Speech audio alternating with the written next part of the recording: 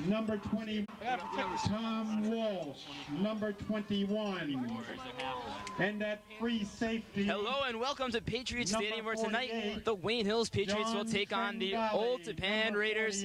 Scott, miserable night tonight, but a great night for football. Sure is. The Patriots have been playing a little poor in the first half the past 2 weeks. Gave up 18 points to Bergenfield last week, at 21 to Mainland Regional the week before, so it's going to be really key for them to come out and have a good first half this week against Old Tappan. Now tonight we're going to have 5 announcers. Could be a record in Wayne Hills TV. Right now, Mike Rudner joining with Scot and Fillippo. And we have 3 other announcers that will be rotating in and out. They'll tell you who they are when they get on air. And right now they're doing the starting lineups. It's been raining for 2 days right now. Dedicated TV members out here in the rain, showing the support that Wayne Hills football team needs. 74. There has to be a total attendance today of about 20 people. There's no one here today. It is a terrible weather, and this plays in the hands of Old Tappan. Because with the bad weather, you got to figure it's going to be a low-scoring game, which could make it a close game and keep Old Tappan in this one. Dan Shaleri, number 58. This game reminds me of the time a couple years back when they played on Northern Highlands. It was a Thanksgiving game. It was pouring out. Wayne Hills won 6-0 that year. Maher Hoghower scored the only touchdown of the game. The weather is very similar. Scott, remember that game? I don't know if you were there. At tailback. I don't really remember the game, but I could see the conditions there, just like today. Even though Wayne Hills on paper is a much better team, number 12, in this weather, anything goes. Anybody can beat anyone in this type of weather conditions. That's true. Upsets galore happen in the rain. You see it all the time. And right now, after the starting lineups for Wayne Hills, let's go through the keys of today's game. Scott kind of mentioned it early, getting on the board early. Yeah, Wayne Hills has to come out, have a good first half. Again, Bergenfield was able to put up 18 points against them last week. They have to play a lot better. And the key for Old Tappan is to control this clock, have a good balance of run and pass, keep Wayne Hills off balance, and try to control the clock in this terrible weather. Golden Knights, Captain The key for me has to be turnovers. In this type of weather, there's going to be fumbles, there's going to be drop passes and such, but they have to keep the turnovers to a minimum. And I say whoever has the least turnovers wins this game. And I like Wayne Hills 21-0 over Old Tappan. How about you, Scott? I like Wayne Hills too, because this is going to be a running game. Even though Soon Hong of Old Tappan is a very good running back, I think the combination of Chaslin and Torrin Williams will be too much for Old Tappan. And I have to agree that Wayne Hills will win a pretty low-scoring game. You'll have to excuse us throughout the night. There's no monitor in front of us due to the shortage of outlets right now, and our sheets are raining out. So, Scott, we're going to have to go by memory right now. Anyone else want to comment? Any of our 5 announcers?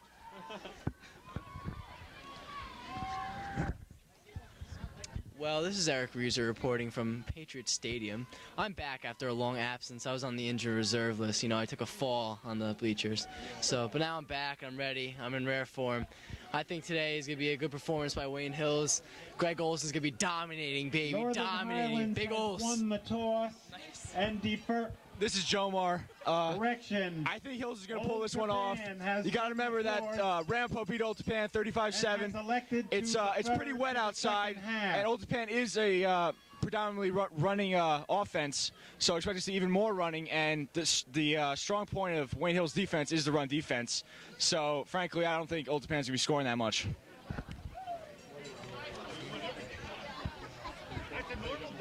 So like I said before, this is football weather. I'm sure the players don't like it out here. When I was walking to the stadium a few minutes ago, bringing the umbrellas and towels for the crew here, it was completely flooded. And you could not walk on the grass, had to walk all the way on the concrete. I'm sure the field is slightly better, but I can't imagine that the footing is going to be too good tonight. For the Patriots.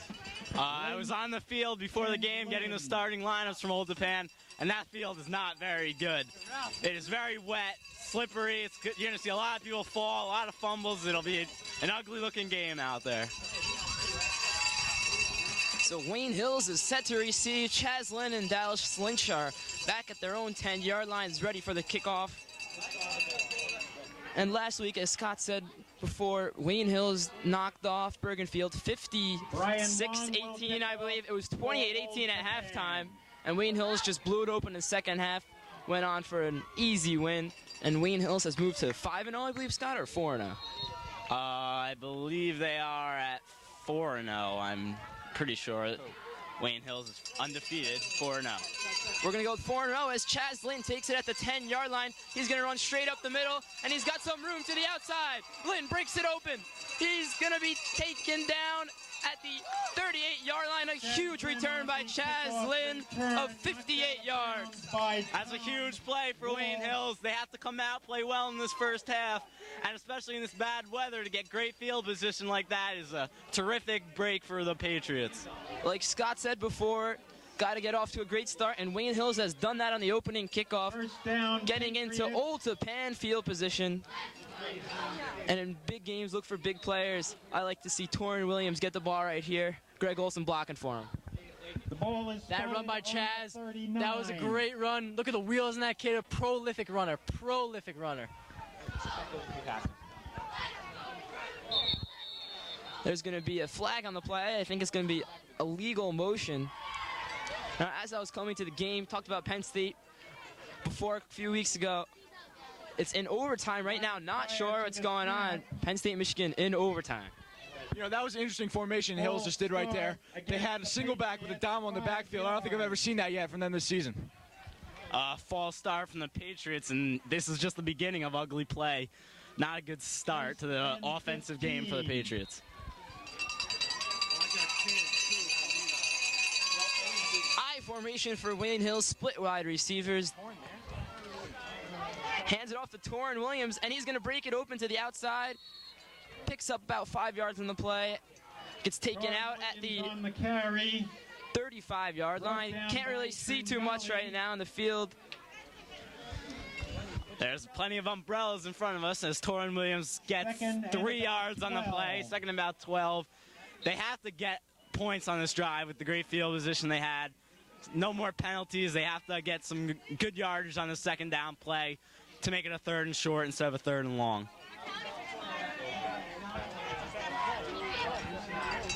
I formation, 2 wide receivers on the far side, and the pitch goes to Torrin Williams. He's going to take it between the tackles, and he gets taken down this time at the 40-yard line. It'll be 3rd and short, and look for Brendan Monahan.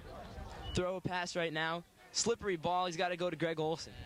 That was a good play call. Like I said, they needed to make it 3rd and a lot shorter than it was. They didn't want a 3rd and 12 situation, so they picked up about 5 yards to get it to 3rd and 7. Now, do you run the ball and play conservative in this condition, or do you let Brendan Monahan pass it? I think you got to throw the ball right here.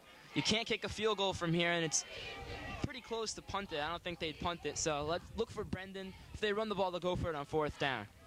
I formation, and the pitch goes to Torrin Williams, and he fumbles it. Like I said, Torrin jumps on the ball, and now they might be forced to punt, and they do. So like I said before, the ball is going to be very slippery, but at least Wayne Hills recovered the fumble and could force Old Tappan into some tough field position. I kind of figured they would run the ball in that spot. You got to play conservative. It's tough passing conditions, but a pitch out was not the right call, as it was sort of like a pass with a pitch out, as Brendan Monahan punts it away. And he calls a fair catch at the 15-yard line, so Wayne Hills does pin them back inside the Old Tappan 20-yard line. With 9:54 left to go in the first quarter, the score is 0-0. Wayne Hills could not capitalize off the great field position from the kickback of Chaz Lynn. That could come back to hurt them later on this game. Yeah, I think fumbling is going to be one of the main factors in tonight. With the rain, you know, making everyone's hands slippery. That's going to be, I think, the deciding factor of the game. Turnovers. Back to Pat. Over the middle, it's caught, and he'll take it up to about the 45-yard line. What the? 35-yard line. Pass is complete. So Old Tappan unconventionally comes out and passes the ball in this weather. Had to totally fool the Patriots defense in a big gain. Another member of this broadcasting crew, Justin Rubino, our stat boy, is going to have some troubles tonight in the rain, keeping the stats for us.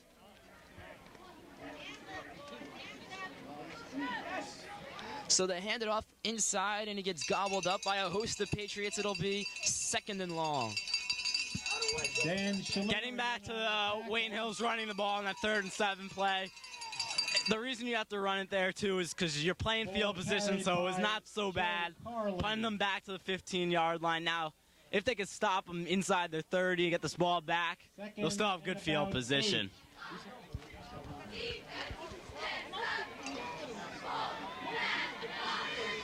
So Old Tappan with a pro set, 2 wide receivers on the far side. 2nd and 8 from their 32-yard line. They're going to run it inside once again, and nothing doing. Chris Zambelli gets in there on the tackle. It'll be 3rd and 8. Run defense. Great run defense by the Wayne Hills Patriots, not allowing any holes to open up, and a big 3rd down play for Old Tappan. Got to move the chains and keep the field position game going. 3rd and 8.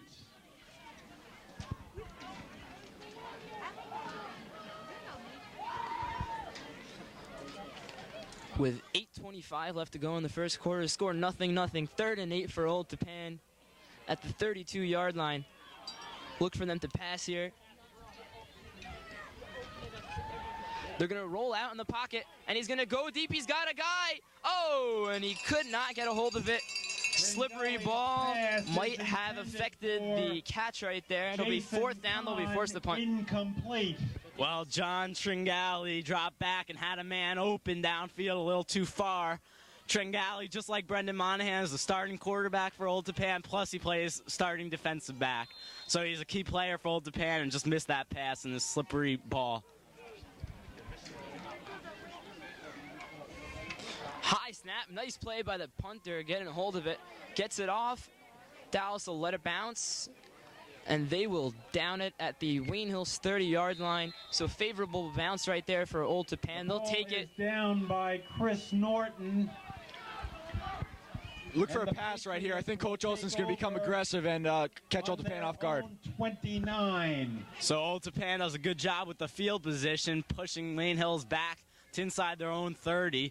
And that's, again, going to be a big key to this ball game, field position in a low-scoring game. Got to keep pushing the other team back. So Old Tappan getting off to a surprising start this year. Got off to a 3-0 start and then met Ramapo last week, lost 35-7. So they've only had 1 loss this whole season. The handoff goes to Torrin Williams, runs it to the outside. He'll pick up 5 yards. It'll be 2nd and 5.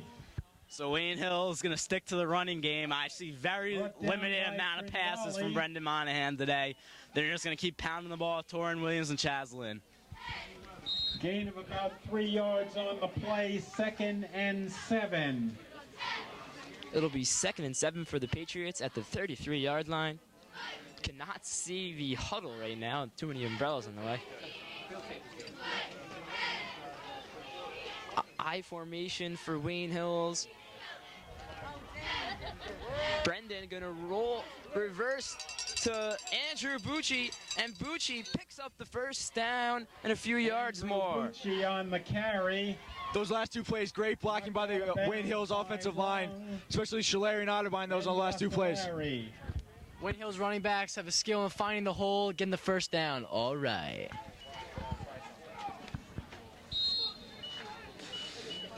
First and 10 Patriots. 1st and 10 for Wayne Hills at the 40-yard line.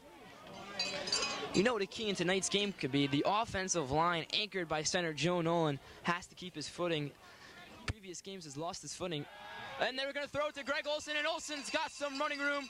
He gets dragged down by John Tringali at the 34-yard line. That'll be a 1st down for Wayne Hills. Well, Monahan won't have too many passes today, but trying to make the most of them. There's first pass of the day, a big gain to Greg Olson over the middle on the play action. I love that play for Wayne Hills. That always works to Greg over the middle. That's just an awesome play. Just can't mess with a D1 prospect. 1st and 10 at the 34-yard line. 6:50 left to go in the first quarter. The score is 0-0. Wayne Hills against Old Tappan. Handoff goes inside the Torrin Williams. He'll pick up 2 yards. It'll be 2nd and 8. Handoff to Williams. Wayne Hills inside Old Tappan 30-yard line. Again, they got to get points this time, whether it's a field goal, touchdown, anything, because one score could be the difference in this game. So they need to get some points on the board. 2 yards on the play. 2nd and 8.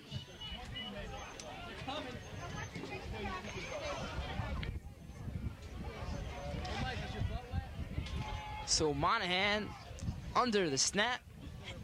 Fakes the handoff inside, and he pitches it to Torrin Williams, and Torrin was not ready for it. Old Tappan jumps on their ball. It'll be first down, Old Tappan. Why would you make that call? Just run it up the middle, run a sweep, do something like that. Don't try a pitch like that. Dangerous play, and they lose the football. Hold on a second. Who is this I see in the crowd? I think it's David Gassworth, a former Wayne Hills graduate. He's now attending Duke University. I think he's coming to say a few words maybe in a couple minutes. Maybe he'll be not shy anymore. Here's Mike. On their own 44. Dave is not used to seeing the 5-announcer system right now, shown off by the Wayne Hills TV program. Talked about Dave in the first game of the season. Mike Schuler replacing him has done a great job so far this season. We thought we might miss Dave, but we haven't missed him at all, Scott. No, we haven't. And today there will be no instant replays with this rain. The whole system got blown out of proportion, so we'll have to do without an instant replays today. Now, Dave's visit was supposed to be a surprise visit for Mr. Hookstreet, but one of our announcers over here, Eric Reeser, blew it on Friday, told Mr. Hookstreet about Dave coming, and blew the surprise. So Tringali's going to take the keeper and finds nothing. He'll be taken down for about a 1-yard gain. It'll be 3rd and 10. So Wayne Hills defense trying to force a 3 and out. 3rd and long, about 11 yards to go. Bad situation because now you're forced that passing situation, and they might have to run the ball just to punt it away. Someone do the anti-rain chant. So Scott Pospisil picks up his first tackle of the game. It'll be I formation, 3rd and 9 at the 46-yard line. Trying to draw him off sides, and it works. I believe Joe's got something to say. I don't think that should be a dead ball foul. I don't think anybody touched anybody. So I don't know why they stopped the play. I should have kept going. Well, the reason they stop it is because the defensive player will have a straight path at the quarterback, and they don't want to risk any injury, so they just stop the play dead in its tracks. Mike Ottermeyer was right there as they snapped the ball. Saved the Tringali, one of the captains, from getting injured. Penalties are going to play a big part tonight because you don't want to give up any more yards than you have to. On the Patriot 49. Pro set right now.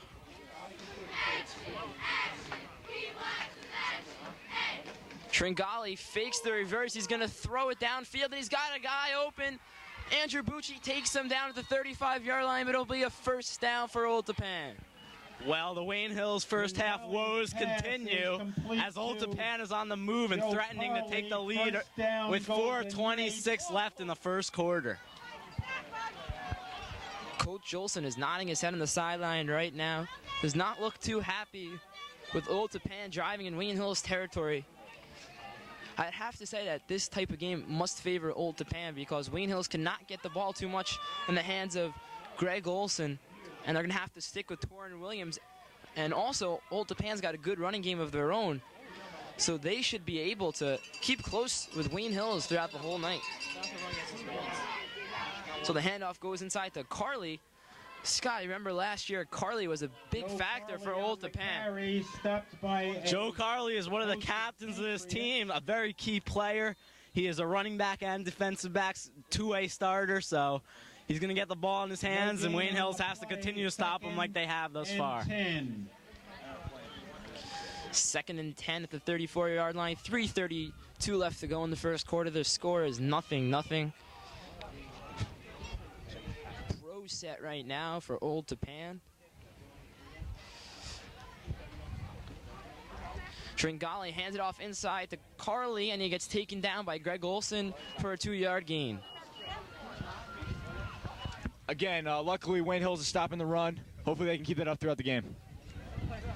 Yeah, I think Old Tappan Gain should of stick to the about passing 2 game. yards on the play, 3rd and 8. Old Tappan last week lost to Rampo 35-7, and next to us are the Rampo coaches once again, videotaping this game, trying to scout Wayne Hills, and Wayne Hills is not looking as impressive as Rampo did against Old Tappan. I think it's pronounced Ramapo. That's what I heard. Ramapo, not Rampo. Reminiscent of Lou Germanario. Tringali back in the pocket, looking downfield, and it's caught by Joe Carley. He gets taken down by Zambelli, and Adamo at the 21-yard line will be first down for Old Tappan. So Wayne Hills continuing to get beaten on that rollout by Old Tappan. Tringali is doing a great job on the play fake and rolling out, buying himself time and finding the open receivers. Ball is spotted on the Patriots. So 2:31 left to go in the first quarter. Ball spotted at the 23-yard line. First down and 10 for Old Tappan. Cannot see a thing right now. There's umbrellas right in our way. We'll have to do our best. Pro set right now for Old Tappan. Tringali hands it off inside to Carly. Wayne Hills is not fooled. Tackled by a host of the Patriots. It'll be no gain. Ball carried by Carly. So Old Tappan continue to have no success on the ground game. They are going to have to keep running the ball, though, to keep Wayne Hills honest and keep those play fakes working. No gain. 2:10 and counting left to go in the first quarter. Score is 0-0. 2nd and 10 at the 23-yard line. Single back, I believe, for Old Tappan. Tringali fakes the handoff inside to Carly, and Greg Olson picking up another sack on a great season so far for Wayne Hills. Tringali is brought down by Greg Olson. I don't know if anyone saw that, but I think Greg Olson just ripped the ball out of the kid's hand. I think he's into the game. Yeah, that just shows how intense this game is. Both teams are ready to go today. 11. Wayne Hills did not fall for the play fake that time. This is exactly why Old Tappan's got to establish some sort of running game so that play action pass will continue to work.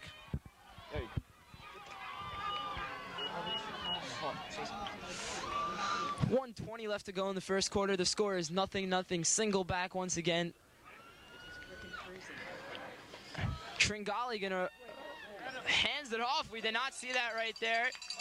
And Chaz Lynn takes him down for a huge loss. The ball went to Jason Kahn. Jason Kahn, okay. So less than 1 minute left to go in the first quarter. Old Tappan will be first to punt. Loss of about 4 yards on the play. Great job by Wayne Hills not falling for that fake, as Tringali did a nice job rolling out, faking like he had the football, but nobody on Wayne Hills fell for it, and they will have to probably punt and play the field position game. Now, we thought they'd be punting, but I think they're talking it over right now. They're going to call timeout and decide whether to punt, kick the field goal, or go for it. Golden Knights. You can't kick a 41-yard field goal in this condition. It's not going to happen. And going for it on 4th and 17 is not smart either. Just punt it, try to pin them in deep inside the 5-yard line.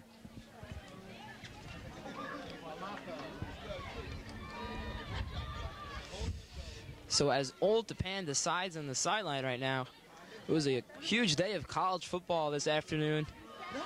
Miami knocked off Florida State 29-28 as Marcos Batea, I believe if you pronounce his last name, missed a 42-yard field goal with 1 second left to go at the end of the game.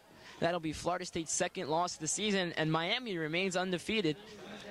And I believe Ziggy said it was going to be Oklahoma-Miami in the national championship game. I'm not sure about the Oklahoma-Texas score. It was 14-3. Texas, I believe, at half, or Oklahoma, I mean, Oklahoma at half. Not see the final of that.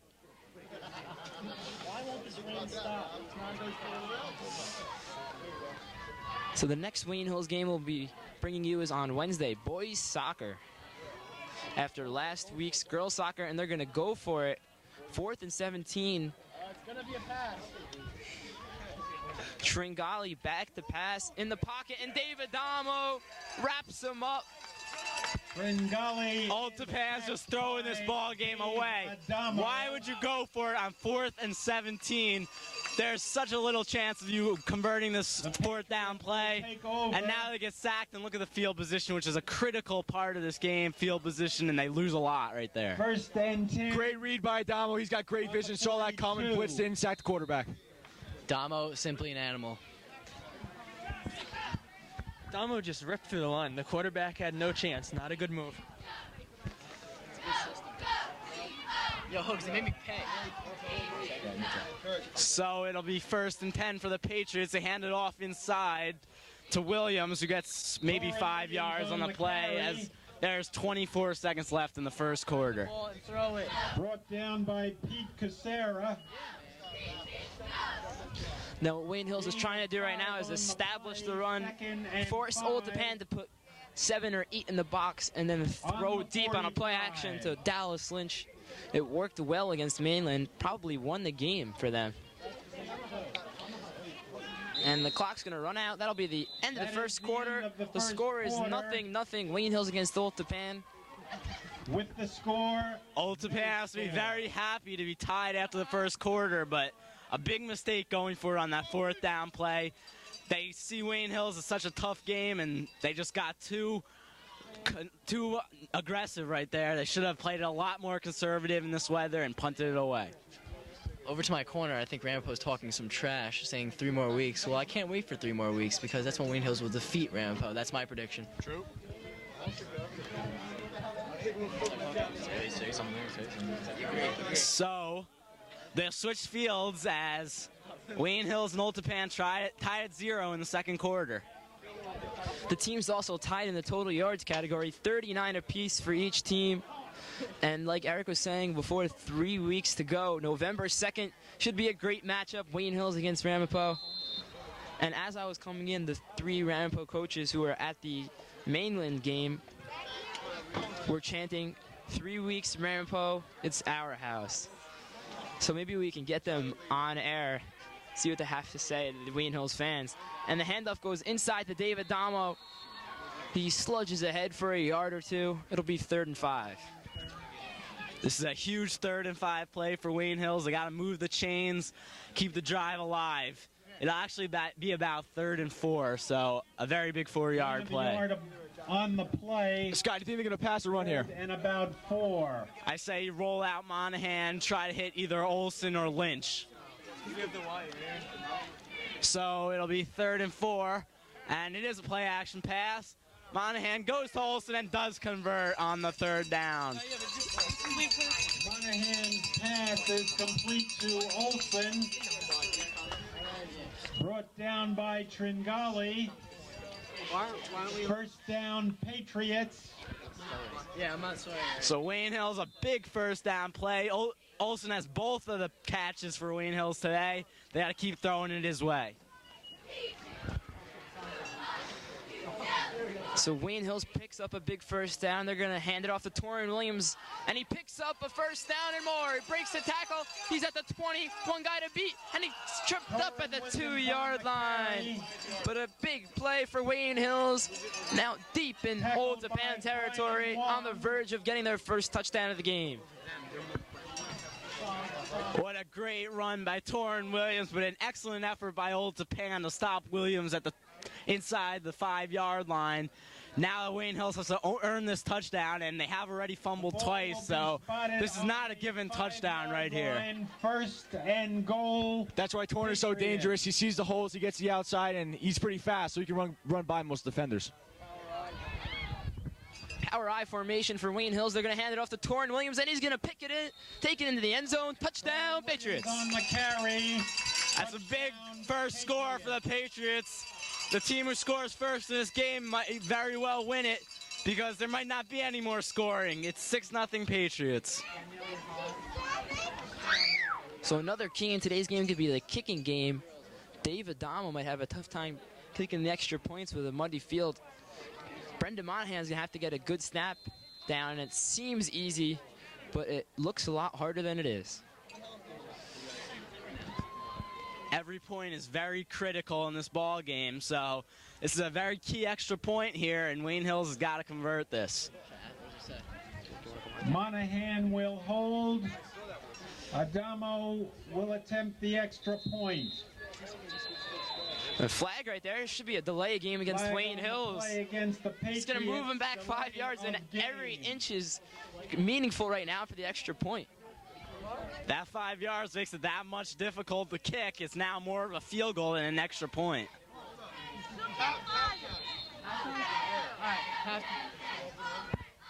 This is Eric. I was on the field reporting. I just got an exclusive interview with Ramapo, so we'll see what he had to say at halftime. Is good. Adamo makes the extra point despite the 5-yard penalty. Nothing. So Dave, automatic Adamo with the extra point. Make the score 7-0.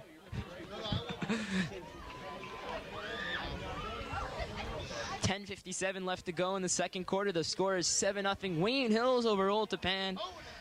And it is miserable out right now. Have about 3 umbrellas in the booth with us here. And will kick off. It's a crazy night for football. But we're glad to be here bringing you Wayne Hills action. Wong and Khan are deep to return the kickoff. So Wong and Khan are deep for the kickoff. Joe Moreno likes the combination back there, turning the kicks for Old Tappan.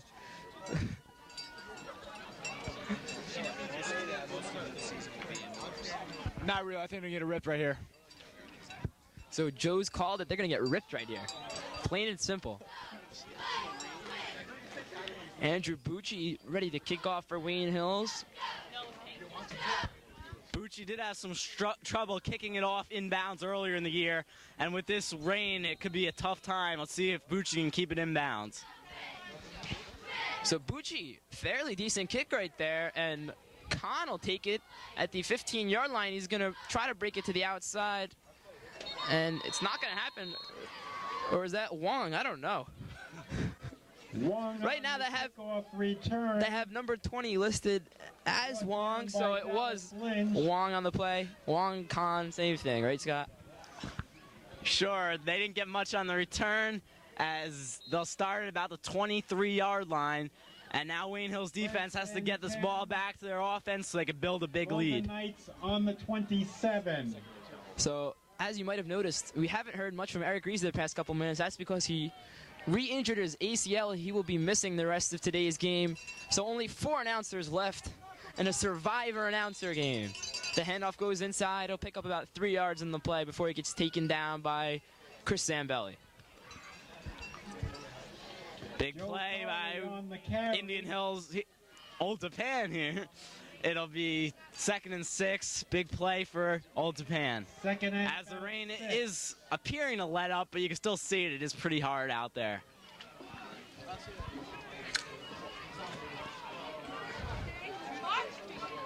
So single back for Old Tappan. 2 wide receivers on the far side, 1 wide receiver on the near side. Tringali back to pass, and he's got 3 guys in his face. It's a screen play. Nicely done. Just couldn't execute it right there. Tringali's pass. I was surprised by that call by Old Tappan. That's a pretty risky pass over the middle, especially with these wet conditions. If they did execute it, though, it could have been a big play as every Wayne Hills lineman was rushing the passer. Had he caught the ball, he would have had some room to run. There was only 1 guy there for Wayne Hills, Chris Zambelli. If he didn't take him down, he might have been gone for a touchdown. I'm not sure where the Wayne Hills band is tonight. 3rd and 6 on the Guess they're not here for the rain. They couldn't take it. They're not like the Wayne Hills TV crew. Can't stick it out. They're not dedicated enough.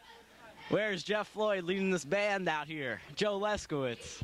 It's funny you say that. As I was coming to Wayne Hills, Jeff Floyd was in front of me, so I figured the band would be here. I'm pretty sure I saw them warming up. As Tringali finds a guy downfield, he gets taken down by Dallas Lynch. Any minute now, there he goes. He gets taken down at the 40-yard line. And I really thought the band was gonna be here. As the bus comes, maybe this is the Wayne Hills marching band. We missed them last game. Tringali showing great poise back there on a 3rd and 6 play, sitting back in the pocket, waiting for his receiver to get open and hitting him right in the numbers. Now the cheerleaders are here, but not only are the Wayne Hills cheerleaders and Wayne Hills TV crew dedicated to Wayne Hills football, but the linesman's here, Mr. Feeney. So they're going to hand it off inside. He gets tackled by a group of Patriots after he picks up a 1-yard gain. 9:35 left to go in the first half. 7-0 Wayne Hills over Old Tappan. No gain on the play. The Rampo coaches are talking about the Oklahoma-Texas game, trying to pick up the score right now. Joe cannot stand talking about college football. So Old Tappan getting ready to snap it. Hand it off inside to Carly. No, there's a fumble right there between the exchange. And I don't know who picked up. Wayne Hills picked it up. So Tringali just drops the ball. It looked like he was going to get it back, but in this raining conditions, the ball slipped out of his hands and was recovered by a Patriot. So the turnover battle is knotted at one piece. Torrin Williams couldn't take the pitch before from Brendan Monahan, and right there Tringali fumbles. So already 2 turnovers with 9 minutes left to go in the first half. Could be a trend for the rest of today's game. And if you notice, neither one of the fumbles were caused by hits. They were just dropping the football. Just fell right out of the hands of the players. Brendan Monahan fakes the handoff inside to Torrin Williams, and he goes for Dallas Lynch, who sprawls out on the ground and couldn't quite make the play. Pass intended for Lynch. Dallas Lynch, a very big player for Wayne Hills. When he's on, the Patriots' offense is on. You saw against Mainland Regional, he did very little in the first half, and Wayne Hills was trailing 21-7. In the second half, he came out, had over 100 yards receiving, and Wayne Hills came back and won the football game. Now, because of the rain, Joe Nolan, the Wayne Hills center, number 74, could not perform the national anthem. I know I was excited for it. I don't know about you guys. Joe's got something to say about it. Isn't that a shame, Mike, that Joe couldn't do it? Man, I'm depressed, let me tell you. There might be scouts from Syracuse for Greg Olson as he catches the ball on the outside, breaks a few tackles, drags a couple of Old Tappan players for the first down. Like I was saying, there might be some talent. There might be some scouts here, Syracuse, Miami, Michigan for Greg Olson, but there's talent scouts here for Joe Nolan. Brian Smithson. Greg's not going to Syracuse, Mike, sorry. So you heard it here first from Joe Moreno. Greg Olson will not go to Syracuse. I don't believe he is either. I think Tennessee and Notre Dame are his top 2 choices from what I hear. I don't know about you, Scott. I think Tennessee. So the handoff goes to Torrin Williams. He's going to try to bounce it outside. He can't quite do it. There's going to be a flag called. Williams on the carry. I'm not sure if there's a face mask right there. We'll have to say it's either holding or face mask. Illegal hands to the face against Wayne Hills. Move it back. Illegal use of hands against the Patriots. Back to that Greg Olson pass play. It was a swing play. Might have been even behind the line of scrimmage and considered a run, but a great call. Just get it in the hands of Olson. Tough to drop back and throw in this weather, so just give it to him on a short screen or hook pass.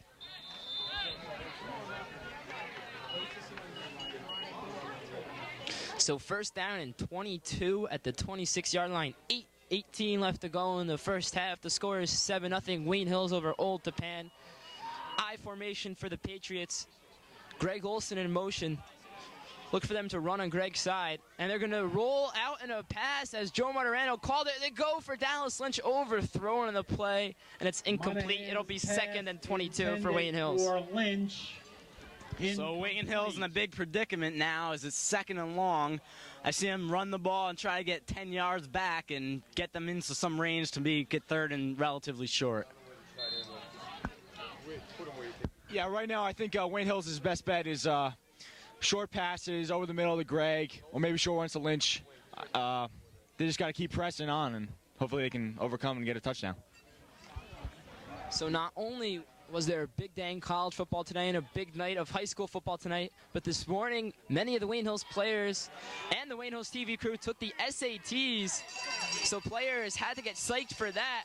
Not sure how much they had their minds on the game this morning, and I don't know if that's going to affect play. I don't think it will, but you never know.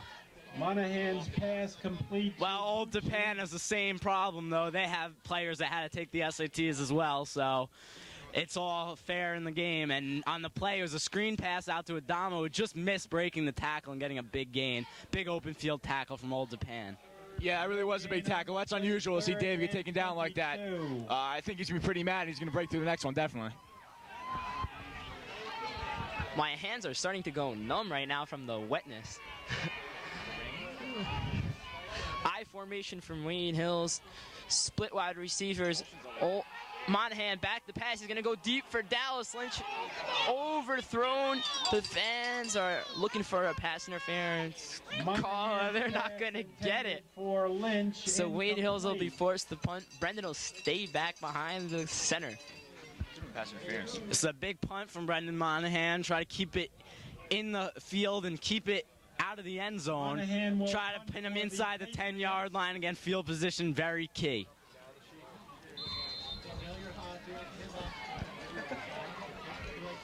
Monahan back to punt. Takes the snap at the 50-yard line. And it's going to be angled, trying to go out of bounds, and it takes a nice Wayne Hills bounce. It'll roll about to the 13-yard line where it goes out of bounds, and the score is 7-0. Wayne Hills over Old Tappan.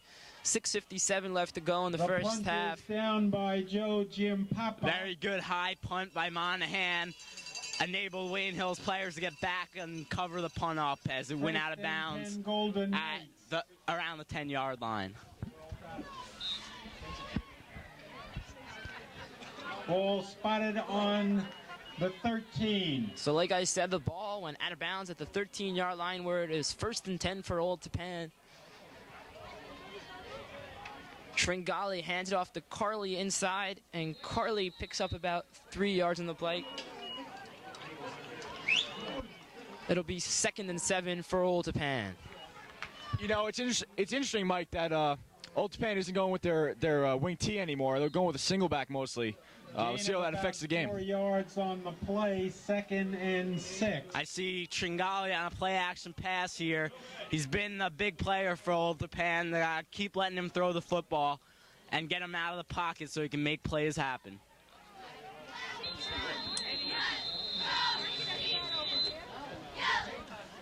Timeout, Golden Knights. So the rain starts to pick up a little bit right now. The Golden Knights, I think I called them the Golden Raiders. I'm sorry about that. The Golden Knights for Old Tappan. Similar to Rutgers' name, Scarlet Knights. That is Old Tappan's 2nd timeout, so with 6:21 left in the first half, they only have 1 timeout left. Ladies and gentlemen, a special thanks to the football parents for manning the snack bar this evening. So for a miserable evening, Wayne Hills has put up a pretty good crowd for tonight's game, and so has Old Tappan. I'm kind of surprised how many people are at the game. People have been coming a lot lately. When the game started, there was pretty much no one here, but the crowd has really picked up, and there's a lot of people on both sides now. So when Old Tappan comes back from the timeout, it'll be 2nd and 6 at the 16-yard line with 6:21 left to go in the first half. The score is 7-0 Wayne Hills over Old Tappan. Tringali tries to draw him off sides again. This time he doesn't get the call, and they're going to run it to the outside to Sun Hong. It'll be a couple yards on the play. It'll be 3rd and short for Old Tappan. Good play by Scott Posterschul. He stood his man up and made the tackle.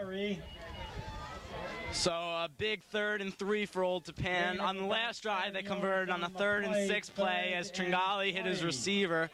I see them trying to let Tringali throw the ball again. They got it. He's had a big first half despite no points on the board.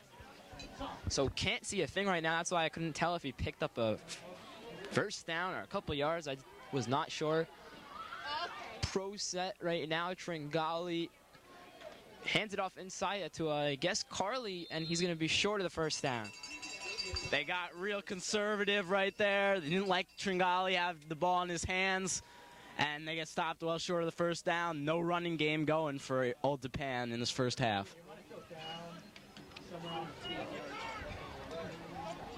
Gain of about 2 yards on the play, 4th and 1. The Golden Knights will punt. So Old Tappan has been held to only 14 yards running, and they did have an impressive running game earlier this season against other teams. So Wayne Hills doing a good job right now on the defensive side of the ball. And it's a high snap. That's going to go out of the back of the end zone. It'll be 2 points for Wayne Hills, and they'll get the ball anyway. The score is 9-0 Wayne Hills. For a safety. This is not football anymore. This is just terrible, ugly play out there and with these horrible conditions. And that's a huge 2 points because now it's a 2-score game. 2 points for the Patriots. Yeah, and that just shows how good Monahan and Nolan are doing with the punt. Because it is nasty out here, I'm telling you. It is nasty. This reminds me of a play a couple of weeks ago when Mainland snapped it out of the back of their end zone, gave Wayne Hills 2 points. Wayne Hills went to win by 1 point. So this could be another key play in today's game. Wayne Hills going to get the ball back anyway, so they do not lose possession. Chaslin in his first return had a huge run back all the way in the Old Tappan territory. So let's see if he can take one back a long way again. So with 4:55 left to go in the first half, in halftime, we're going to have the anticipated interview with the Ramapo coaches. Pretty controversial, even made the papers after the Mainland game for rowdiness, and because apparently Wayne Hills would not let them in for free, and they let other coaches in for fleece. So a little rivalry going on between not only the players of Wayne Hills and Ramapo, but the coaches. Golden Knights will punt the ball. Old Tappan will punt it from their own 20 after the safety. This is a decent kick to about the 35-yard line. That will be Lynch taking it up the middle of the field, and he has something as he is brought down at about the 25-yard line. Dallas Lynch on the return. Good return. So special teams playing a big factor in this game. 2 long returns now for Wayne Hills. Old Tappan snapped the ball out of the end zone for a safety. Monahan's been punting the ball very well, so Wayne Hills has a huge edge in the special teams game thus far.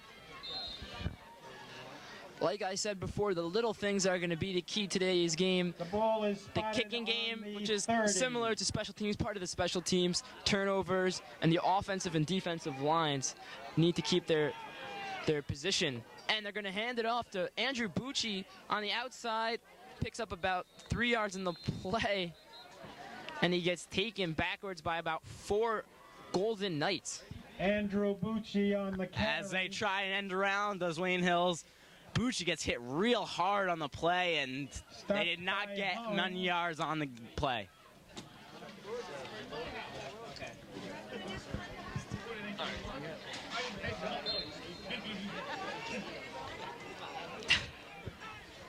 Mike, you think they're going to be passing right now or going to be running the ball? On 2nd and 7 with 4 minutes left to go. About 7. I'm not sure. I think you might see a play-action pass right now. Look for Dallas Lynch deep. But they're going to hand it off inside to Torrin Williams, and he's got a huge hole. Breaks it open and takes it in for the score. Touchdown, Patriots. On the carry, touchdown. Torrin Williams, what a great burst up the middle. That's his 2nd long run of the day and his 2nd touchdown run. Torrin Williams has taken control of the 2nd quarter as Wayne Hills has broken it open 15-0. They may go for 2 to get up by 17 or 1 to get up by 16. I'm not sure what they're going to do. It looks like Adama will come out and kick the extra point. Monahan to hold. So like I said, play action pass. I think that Old Tappan was looking for that right there. And they were fooled because they handed it off inside to Torrin Williams, who had a huge hole and took it in for the score. There's going to be a flag on the play as Adamo knocks it through. It'll go back against Wayne Hills. They'll have to re-kick it.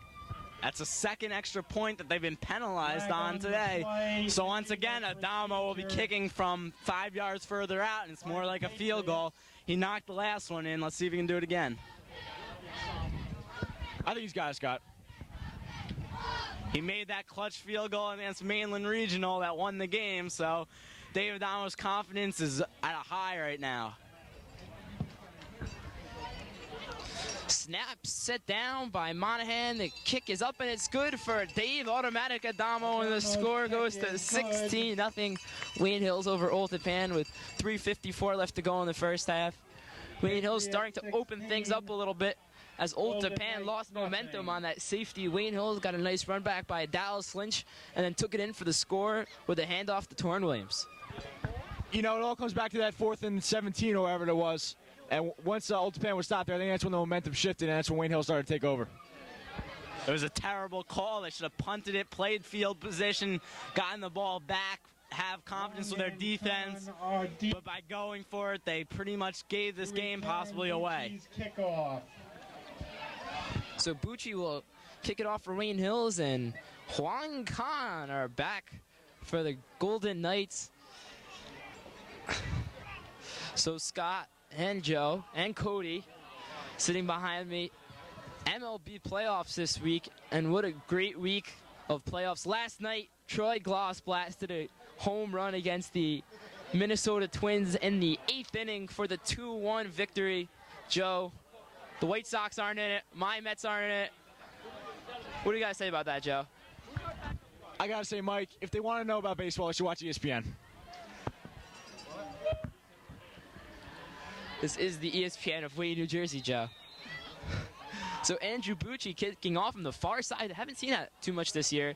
As Bucci kicks it towards the sideline, it's dropped. Not sure who's got it right now. And Ralph Crotto couldn't pick him up in the play, and he does pick up some running yards before getting taken down by Dave Adamo. 16-0, 3:47 left to go in the first half. Wayne Hills over Old Tappan. It was McLaughlin on the return, not Quan or Kong or whatever they are. As he takes back, great shiftiness there. It looked like he had nothing and gained about 5 yards out of it. Excellent moves.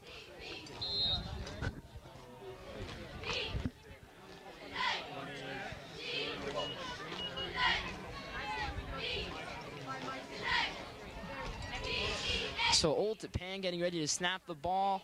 They're going to fake the end around, and Tringali looking for someone down the field. He gets hit hard as Dallas Lynch went for the interception. Couldn't quite get it. Nice play by Tom breaking up the interception. Intended for... Wow, what a hit by Schiller. You know he wanted that one. He definitely wanted that sack. As they let Tringali roll out again, that's what they've had their success with. This time, good coverage downfield and good pressure by Wayne Hills. So 16-0, 3:40 left to go in the first half. Wayne Hills over Old Tappan. And it looks like Wayne Hills might be out of position right now. Chaz Lynn's going to have to go over and cover the receiver. And they're going to fake the throw to the outside. Wayne Hills is not fooled by it. Greg Olson comes out with a ball in his hand. Not sure how that happened. I don't know what happened right there. Frankly, I think Greg just ripped the ball out of his hands. I don't know. I don't think the ref saw it. I think he just assumed that he was down, but I think he was up. Wayne Hills. Well, even if he was down, Greg does a good job of coming right out with the ball to make it look like he stripped the ball. He's a great football player. Maybe he's also a great actor as well, but he might have taken the ball away legally, too. Who knows? So Wayne Hills is going to call timeout and force Old Tappan to do something on 3rd down and 10 with 3:28 left to go in the first half. Try to force Old Tappan to punt it. Wayne Hills should have good field position off an Old Tappan punt. So November 2nd, 3 weeks away. The anticipated matchup against Rampo. I don't know, Scott. It's going to be a great game. I just can't wait for it. What about you, Joe? Yeah, I'm definitely going to be there. That's going to be crazy. Both teams want this. I mean, Hills has got some insane guys that have wanted this since they were 5 years old, that game, and they're going to bring everything to that game. They're not going to hold anything back. It's going to be nuts. It would be nice for the senior class of 2002-2003 to pick up the first ever state championship for Wayne Hills, and look for that to happen this year as Huang takes it, the handoff inside. He picks up a nice gain on the play. It's going to be short of the first down. It'll be 4th and about 2 for Old Tappan. And Wayne Hill's going to let the clock run and not use their last timeout. 4th and about So 3:04 and counting. I don't know if Old Tappan's going for it right now. They're not really showing it. There we go. The special teams unit does come on the field, and so does Wayne Hills. 2:52 and counting left to go in the first half. Clock continues to run. Should be a delay game pretty soon. Old Tappan does only have one timeout left as well, and they're going to burn it right here. Timeout, Golden Knights. So Old Tappan figuring they will not need to use their final timeout, as Wayne Hill should be driving down the field on them. Yeah, I think Old Tappan learned their lesson from last time. They're not going for it on 4th down. I think it's a smart thing to do. This is big for Wayne Hills. If they could put one more score up before the end of the first half, it'll be a 3-score game, and that may be too much to overcome for Old Tappan, especially since Wayne Hills has been playing terrific football in the second half. That's been where they're at their best, and in this weather, 3 scores is a heck of a lot. So at 16-0, the game is not out of hand for Old Tappan. 2 scores and 2 two-point conversions, and Old Tappan ties this game up. So they feel they're still in this game. They're going to kick it right now on 4th and 2. Amy, where's your honey? And now they're going to break the timeout. Brian Smith's into Joe's saying maybe they'll go for the fake. I don't know. It could be a smart play. Are deep for the Patriots. So Lynch and Lynn, the 2-man formation on the outside. Look for Greg Olson to block the kick right here. And the snap is high once again. This time he catches it and kicks it somehow, like a fading away kick. And it takes a nice Old Tappan bounce where they'll down it at the Wayne Hills 28-yard line. Never seen a fadeaway punt before, have you? On the what a beautiful punt there. That was a heck of a play. Had that snap gone over his head, Wayne Hills would have had the ball deep in Old Tappan territory. Instead, he got the punt all the way back to the Wayne Hills 27-yard line. On their own 27. That was just an unbelievable play that could keep Old Tappan in this ball game. Had that snap gone over his head, this game may have been over already. So I formation for Wayne Hills. They're going to fake the end around, and Brendan's going to go deep for Dallas Lynch, and he's got to step on his cornerback, and he breaks it open. He's got it at the 10, the 5. Touchdown, Patriots. That might do it. Brendan Monahan, just an outstanding play fake. Dallas Lynch 2 steps ahead of the cornerback, and he takes it in for the score. Looked like Brett Favre on Monday Night Football hitting Donald Driver on an 85-yard pass. That was just a beautiful play. Couldn't make a more perfect throw, hitting Dallas Lynch in stride. And Lynch takes it to the house. Like I said, when Lynch clicks, the offense clicks. So who needs Chris Olson when you got Brendan Monahan throwing beautiful balls in the rain in stride to Dallas Lynch for the score. 22-0 Wayne Hills. Monahan to hold, Adamo to kick. So as the first half comes to a close with 2:20 left to go, and Adamo's kick is up and it's off the uprights and in. So automatic Adamo gets it through the uprights. 2:20 left to go in the first half. And the score was 0-0 at the end of the first quarter. Wayne Hills putting up 23 points in the second quarter and might have put this game out of reach already at the end of the first half.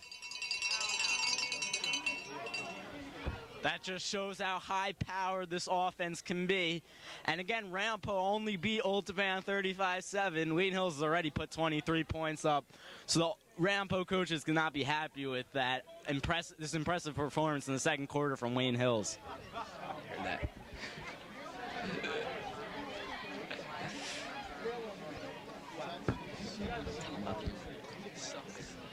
So 2:20 and counting, not only to the end of the first half, but to the beginning of our interview with Ramapo. This should be interesting. I don't know if we don't have TV rivals at Ramapo because there is no TV program at Ramapo. So Wayne Hills has the edge there. Yeah, I suppose so, but that doesn't mean anything on the football field. And both teams are about as evenly matched as you can be on the gridiron. So as John Fass told me at the beginning of the season, seemed like before training camp, Ramapo had a slight edge over Wayne Hills, but Wayne Hills is coached by their leader, Chris Olson, Coach Olson, and they've evened the things apparently, according to John Fast, as he predicts it should be a great game between Wayne Hills and Ramapo, and we will try to bring you all the action as MSG has taken the rights to the game. We'll see what we can do, bringing all of the Wayne Hills action. It should be a fantastic game. Only 3 weeks away. I don't know if we're doing a game before that, Scott. Are we? Do you know? I'm not sure, but what you have to be impressed about Wayne Hills is they're not looking ahead to that game. They're not taking anything for granted, And now with 2:14 left in this first half, they cannot let up and cannot give up a touchdown at the end of this half. So Tringali hands it off inside to Carly.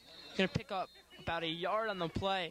And what I've noticed from Wayne Hill's teams from my 5 or 6 years watching this team is they never look ahead to an opponent. And it's incredible. Week in, week out, when they have to blow out a team, they blow them out. And it's just amazing because you see it every weekend in college football, NFL. Teams look ahead to their big game next week, and they get stunned by the lesser opponent.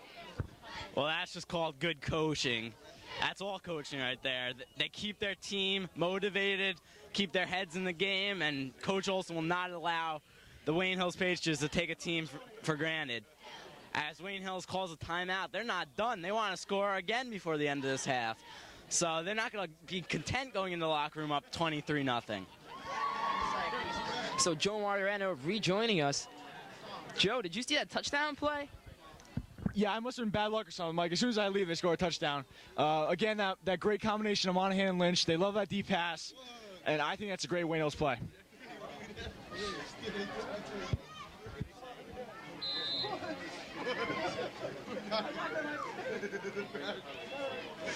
So 1:56 left to go in the first half. 2nd and 8 at the 26-yard line of Old Tappan. Old Tappan to have any chance of coming back in this game needs to score before the end of the half, and that seems unlikely right now. So Tringali trying to run it to the outside, and Dan Sholari takes him down for a sack. Tringali on the keeper. Sholari, you just missed a sack earlier in the game, was not going to let Tringali get away this time. And Wayne Hills might get the ball back and score before the end of the half. So if the name Dan Sholari sounds familiar, not only did we interview him last week, but last season he did all the winter and spring games with me, and Scott did some baseball games. So look for Dan to come back to the Wayne Hills TV crew after football season. Single back for Old Tappan. Looks like they're just going to try to run the clock out. Not sure. Might have some tricks up their sleeve, and they try it. And Tringali has some room on the outside, and he's going to get taken down by Monahan. The ball comes loose, and Wayne Hills jumps on it. First down, Patriots, with a minute left to go in the first half. And Wayne Hills leading 23-0.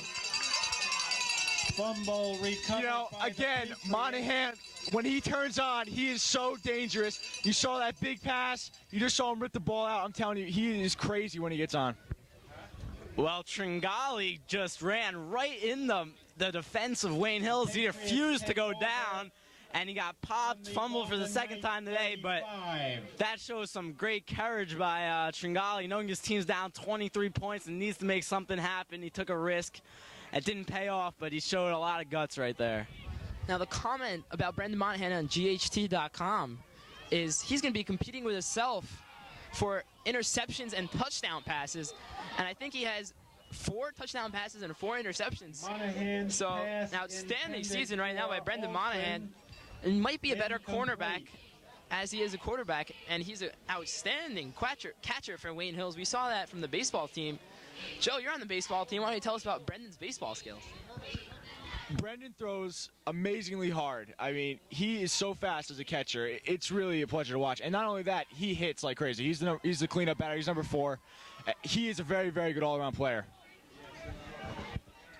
So I formation for Wayne Hills with 57 seconds left to go. Monahan back the pass, scrambling out of the pocket, eludes the runner, and he's going to run with it. And he is knocked out of bounds. Should be about 3 yards short of the first down. It'll be 3rd and 3, I'd say, with 49 seconds left to go in the first half. Great decision by Monahan there. He could have forced the ball downfield, but no one was open. He just tucked the ball down and got 7 yards out of it. That is just called experience and poise by Brendan Monahan. 3rd and about 3. We've seen that all season long by Brendan Monahan, showing his poise, does not make bad decisions down the field, an extremely smart football player. He is getting better game in and game in. He learned a lot from Chris Olson, as here's a handoff up the middle for a big first down. Again, playing behind a quarterback that went to Notre Dame. That has got to be great for your experience and learning. Now, last year when Brendan came in, he threw for a few touchdowns in the 41-0 romp over Demarest, I believe. Not sure who was it against.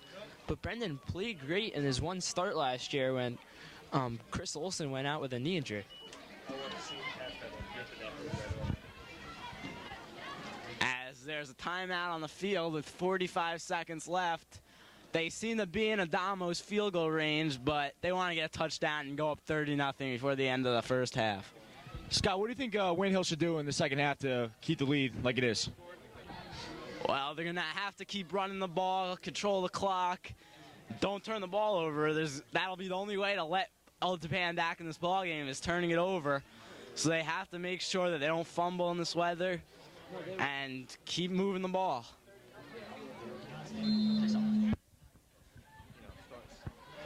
That's 45 seconds left here in the first half. 23-0 Wayne Hills.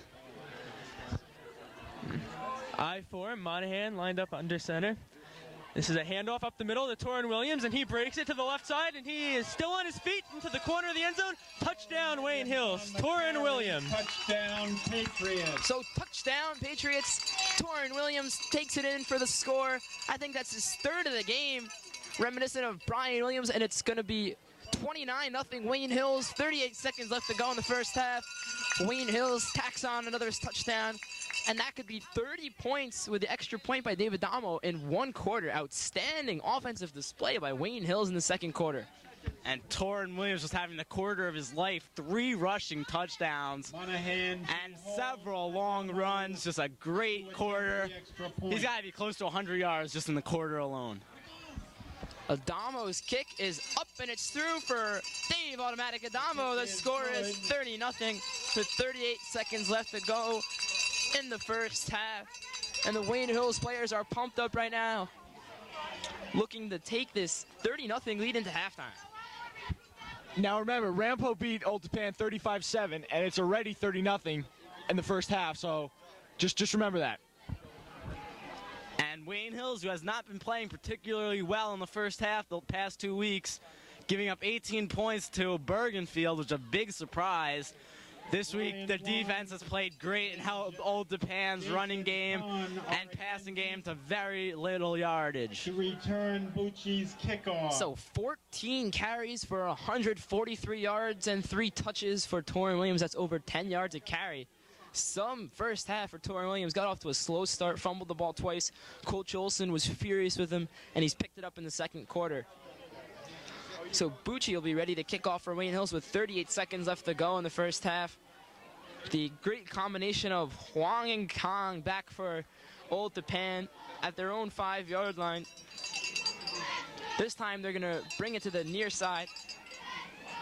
And Bucci kicks it off, low streaming kick. They're going to call offsides. I think it'll be against Dan Sholari. Okay. Did not see it. And even with a 30-0 game, Coach Olsen's not happy with that.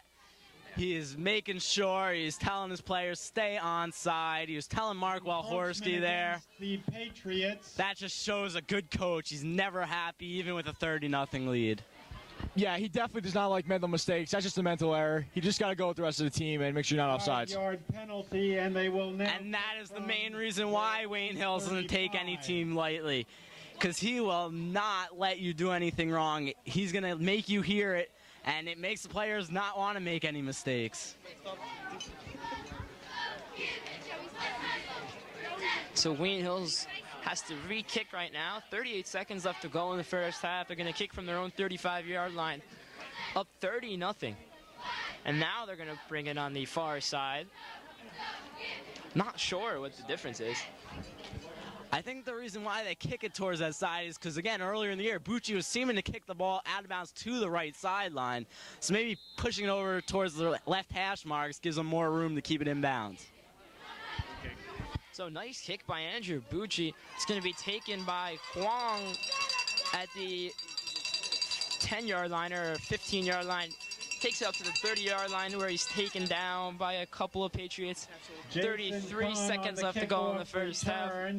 I think Old Tappan will just need it right now and take the 30-0 deficit into halftime. What do you think, Scott? Well, it'll probably be the smart thing to do. You don't want to turn it over now. They got no timeouts left. But they may go out and pass the ball. It looks like they will just take a knee. No, they'll hand it off inside for a pretty good gain out past the 40. He's still on his feet near midfield. So first down for Old Tappan. The clock stops as they move the chains. Mr. Feeney hustling over on the far sideline, putting the chains down. It'll be first down for Old Tappan at the 48-yard line. The clock starts to run now, 23 seconds left to go, and they're going to spike it. Well, they just want to get a set play in. They didn't want to go up to the line of scrimmage with all confusion. Now they get to go in the huddle and make a play up. What play do you think it's going to be, Scott? To stop the clock. Well, they're going to have to pass the ball, look it out to the sidelines so they can get out of bounds and keep the ball moving. Even if they get a field goal, anything here, that would be a great victory for Old Tappan. Try to get some points on the board. So Wayne Hills coming out in the first half and showing their tenacious defense and then opening things up in the second quarter. Opening up to a 30-0 lead with 22 seconds left to go in the first half. Like we said, miserable evening here at Wayne Hills High School. As Tringali's back to pass, and Greg Olson knocks him back to the second grade. Tringali is sacked. He did not see Greg Olson. That's a difficult thing to do, missing a 6'6" guy like Greg Olson. But he did not see him, but he sure did feel him. Yeah, they went for the glory there, Hail Mary. They went for 4 wide receivers all going deep, and Olson just got through the blockers and lit him up. And that is the end of the first half. One away for Wayne Hills to end the half. Greg Olson records the big sack, and they are fired up running into the locker room. And the Golden Knights. So the score is 30-0 Wayne Hills over Old Tappan. And what a way to end the first half, like Scott said, as the main man for Wayne Hills picking up his second sack of the half. How many sacks does he have this season, Scott? He's got to be close to 8, I think. I mean, he just has so many sacks for Wayne Hills. We don't know what he had last week. I think he had 6.5 going into last week's game, so that would make it 8.5. I'm not sure. Something like that. He seems to get a sack a quarter, it seems like. He's just always in there making the plays. As the Rambo coaches are leaving, so I don't know if we will get a halftime interview like they said. They are going out. They cannot be happy seeing how Wayne Hills has just destroyed Old Tappan in the rain, considering they only won 35-7. Yeah, I think they're a little bit embarrassed, Scott. I think they're starting, to leave. They're feeling really good about themselves when it was 0-0, thinking, hey, if we beat up on this team and Wayne Hills has not scored a point yet, and then they see this 30-point second quarter, and they're just stunned like we are. So Wayne Hills, led by the 3 touchdowns of Torian Williams in the second quarter, opened things up to 30-0, and Wayne Hills marches into the halftime locker room up 30-0. We'll see you in the second half. Wayne Hills football. And welcome back to another fantastic half of Wayne Hills football. Wayne Hills beating Old Tappan right now, 30-0. Joe's got an update about the interview with the Ramapo coaches. Yeah, I was talking to the coaches, and they said they're going to talk to their head coach if they can do it. But they said probably next week, so tune in next week and see the interview. It'll be a game against Demarest next week at home once again at Wayne Hills. We should be broadcasting that game once again, and hopefully we'll have an interview with the Ramapo coaches. You know, Demarest is usually a pretty weak team, so that might be a blowout. So I expect a pretty good interview for that because there's going to be a lot of time. Patriots will defend the north goal. Similar to this game, we've been lucky enough to have a good game the past 2 weeks ago against Mainland. Had no time to talk about random things, and in the first week we had Lou Germanario, who's just full of random things. We're going to have a lot of dead air in the second half. We're going to have to, maybe Joe will tell us a little bit about his fishing career. Well, we are already making our advertisements for next week against Demarest. Everyone tune in. That's our big interview, maybe. So let's go back to the fishing. Well, I tell you what, Mike. Let them score like 10 more points, then I'll talk a little bit, all right?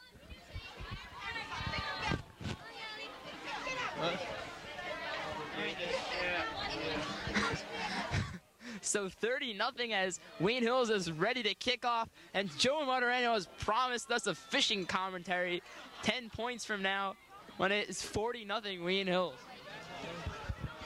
I can't wait for that. It's going to be great. Now, Joe, apparently your dad and your grandpa both played in the NFL. Maybe you could tell us a little bit more about that later on. Yeah, my dad was a free agent for the Raiders in the 70s. He didn't play though because he was an offensive lineman. They didn't make as much money as an engineering career, which he took. And my grandpa was a halfback for the Giants in the 40s, I believe. Then he went to the Army, so his career got cut short. But yeah, my dad never played for the Raiders, but he was a free agent for them. The dynamic duo of Wong and Khan back to return the kick, and this is a short kick to about the 20-yard line. Takes it up the middle of the field and is brought down at about the 25-yard line. Larry on the kickoff return. So Chris Zambelli picks up a special teams tackle, and Old Tappan will be forced to start at the 25-yard line. Down 30-0 with 11:50 left to go in the third quarter. How about Director Mike Schuler? Anything that he wants to say, replacing the missed Dave Gaster? Well, today's game has gone pretty smoothly for the inclement weather. We've only had 2 cameras up here, and we have our own Mr. Hookshade up there getting the main game. I think he's doing a pretty good job, although I could probably do better. I'm not up there directing because our technical director, Alex Rom, he's doing a pretty good job by himself. I think we got it covered. Get off the mic. Okay. So Mike Schuler just said he could do a better job than Mr. Hookstraight. Now, could there be some rivalry? Is this going to make the Bergen record? What do you have to say about that, Mr. Schuler? Make the Bergen record? I don't think it's going to make the Bergen record, but I think everyone should let it known clear. Best camera right here. If this is any indication of the rest of this half, we're in some trouble. As they hand off inside and convert a first down, I believe. So Old Tappan coming out very well in the second half. Again on the carry. As Wayne Hill's looking to pitch their 3rd shutout of the season after back-to-back games where they did not get a shutout.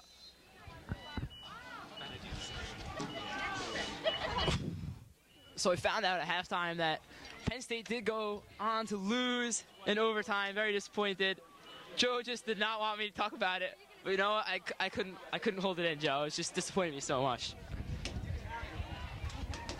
So they're going to hand it off inside, and 34 meets 34. Chris Zambelli takes him down for a 2-yard loss. It'll be 2nd and 12 for Old Tappan. Scott, how about them Packers? Big game tomorrow, huh? Stopped by Chris Zambelli. Well, New England's going to blow out the Packers. Even as a Packer fan, their whole defense is decimated by injuries. And so it's a little too early to start talking about this stuff. Let's give the mic over to Joe. Don't forget, folks, this game is taped, so what he means tomorrow, he really means 4 days ago. So, I don't know, but, you know, whatever. So let's talk about the football games next week. The Jets, coming off a bye week, should be well rested and ready to play against some team, whoever they're playing next week. Is incomplete. And the St. Louis Rams could be 0-6 tomorrow. Rubino, our stat boy, has chance of Jets. Let's get Justin Rubino some airtime. See what he wants to say. He always has some thoughts for us. Well, regarding the game today, this is where champions are made of. You know, sitting in the rain, taking stats, stamp paper, and everything. But regarding the NFL, it looks like the Jets are coming on strong with Chad Pennington at quarterback, and that's pretty much all I have to say. I'm busy keeping stats over here. Some great analysis by Stat Boy, whose paper is now officially too waterlogged to keep stats.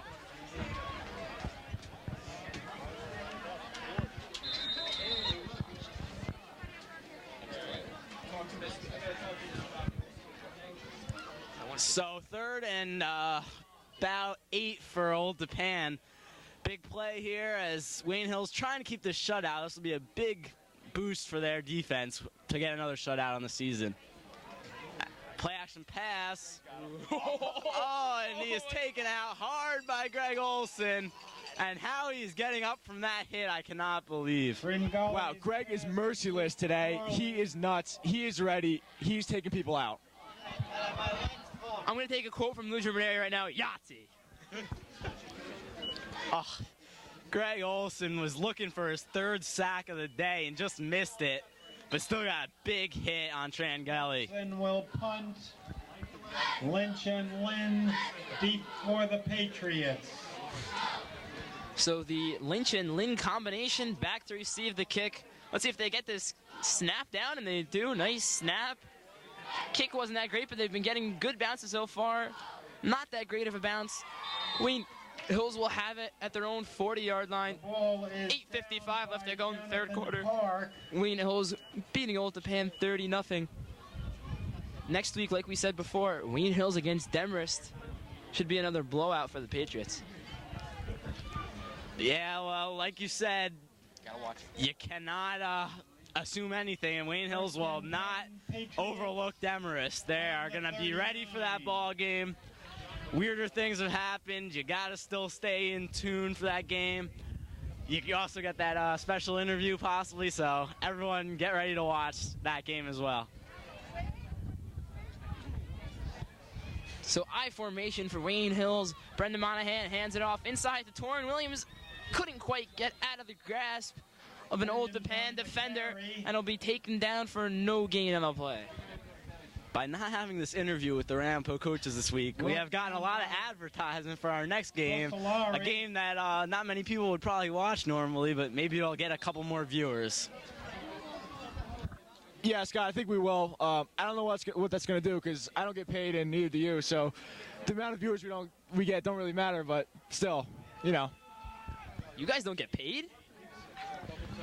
What, you get paid, Mike? What? I'm just kidding, yeah. So the pitch goes to Torrin Williams, and he's got some running room on the outside. Cuts it back towards the middle of the field, breaks a few tackles, and it gets taken down at the Old Tappan 33-yard line. First down, Wayne Hills. Torrin Williams is such a big part of this Wayne Hills offense. He had a very average day against Mainland Regional as they struggled to move the ball.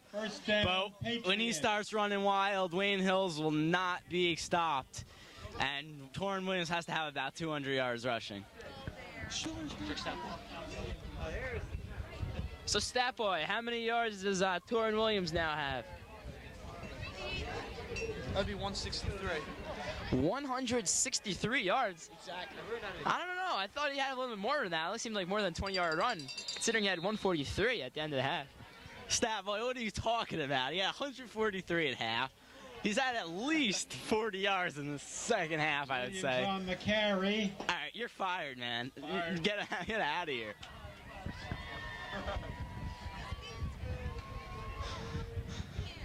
Say something. Go back to your Jet football, man. Go keep stats for them. They have no statistics. So 7:30 left to go in the third quarter. Wayne Hills winning 30-0 over Old Tappan. Single back. Monahan gonna fake the handoff inside. He's gonna roll out of the pocket, looking for Greg Olson downfield. Olson tried to deflect it to himself. Couldn't quite make the play as Tringali was in there on the tackle. Almost a one-handed fingertip grab by Greg Olson, but he could not haul it in. Tough play for Olson. Yeah, and a tough play for Brendan Monahan, too. He was under pressure. He was rolling out. That's a really tough pass to make on the run like that. The one thing you don't want to see for Wayne Hills is any injuries. They still have their starters in. Rainy field conditions. You just don't want to see anyone get injured in the second half. So not only can you watch the game on TV, but next Saturday, come out to Patriot Stadium and take a look at a broadcast. We'll be up towards the booth. Check out our interview with the Rampo coaches and some other crazy, wacky things going on. Maybe we'll have 6 broadcasters next week. Who knows? Wayne Hill's getting innovative every week. And there's a flag thrown right there. Should be a late hit against Brendan Monahan. Monahan is driven out of bounds. Not sure. There's that whole injury factor again. That was a very risky play there. He's going out of bounds and still took a hit. Dirty type of a play by Old Tappan. Yeah, the offensive line's definitely got to give him more time. I mean, if you don't have any time, you're not going to be able to make good passes.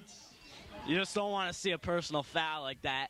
Monahan was clearly going out of bounds. Could have let him go out, but instead they decided to hit him after the play. No need for that. So Old Tappan after getting off to a 3-0 start to open up the season, has hit some rough waters these past 2 weeks, going against the powerhouses of the NBIL. Wayne Hills and Rampo might find themselves frustrated right now. First down, That's a difficult Patriots. task for any team. Old Tappan may be the best of the quote-unquote rest of the MBIL besides Rampo and Wayne Hills, but they've had to play 2 physical games the past 2 weeks, and it's starting to show.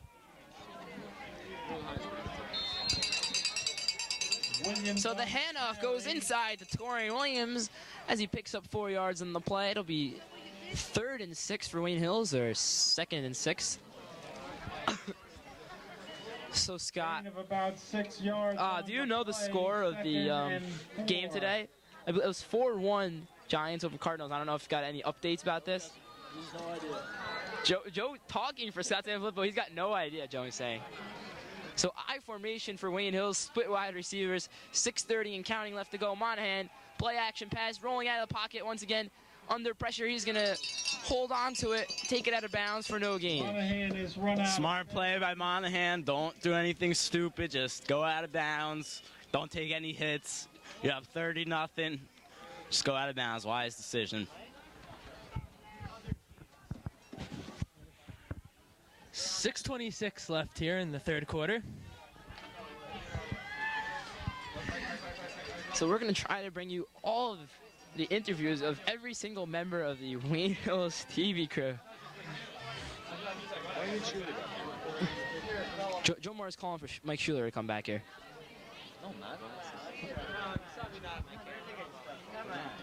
Joe wants to get a cheerleader, not Mike Schuler. I'm sorry about that. Williams on the carry, stopped by a host of... It's similar, Joe. They both wear skirts, right?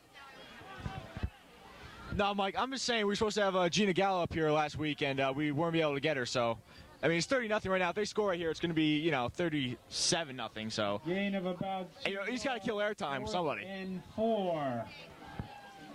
Rampo scouts still taking notes, video. Every play they are going to watch closely and scout.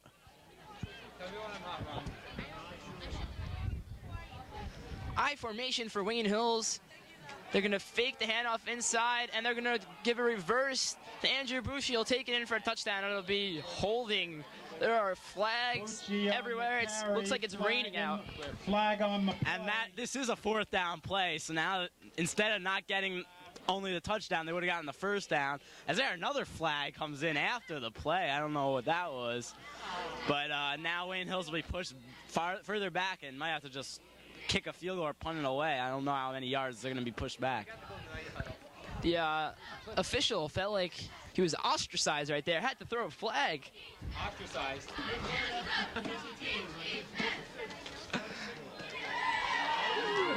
What was the penalty?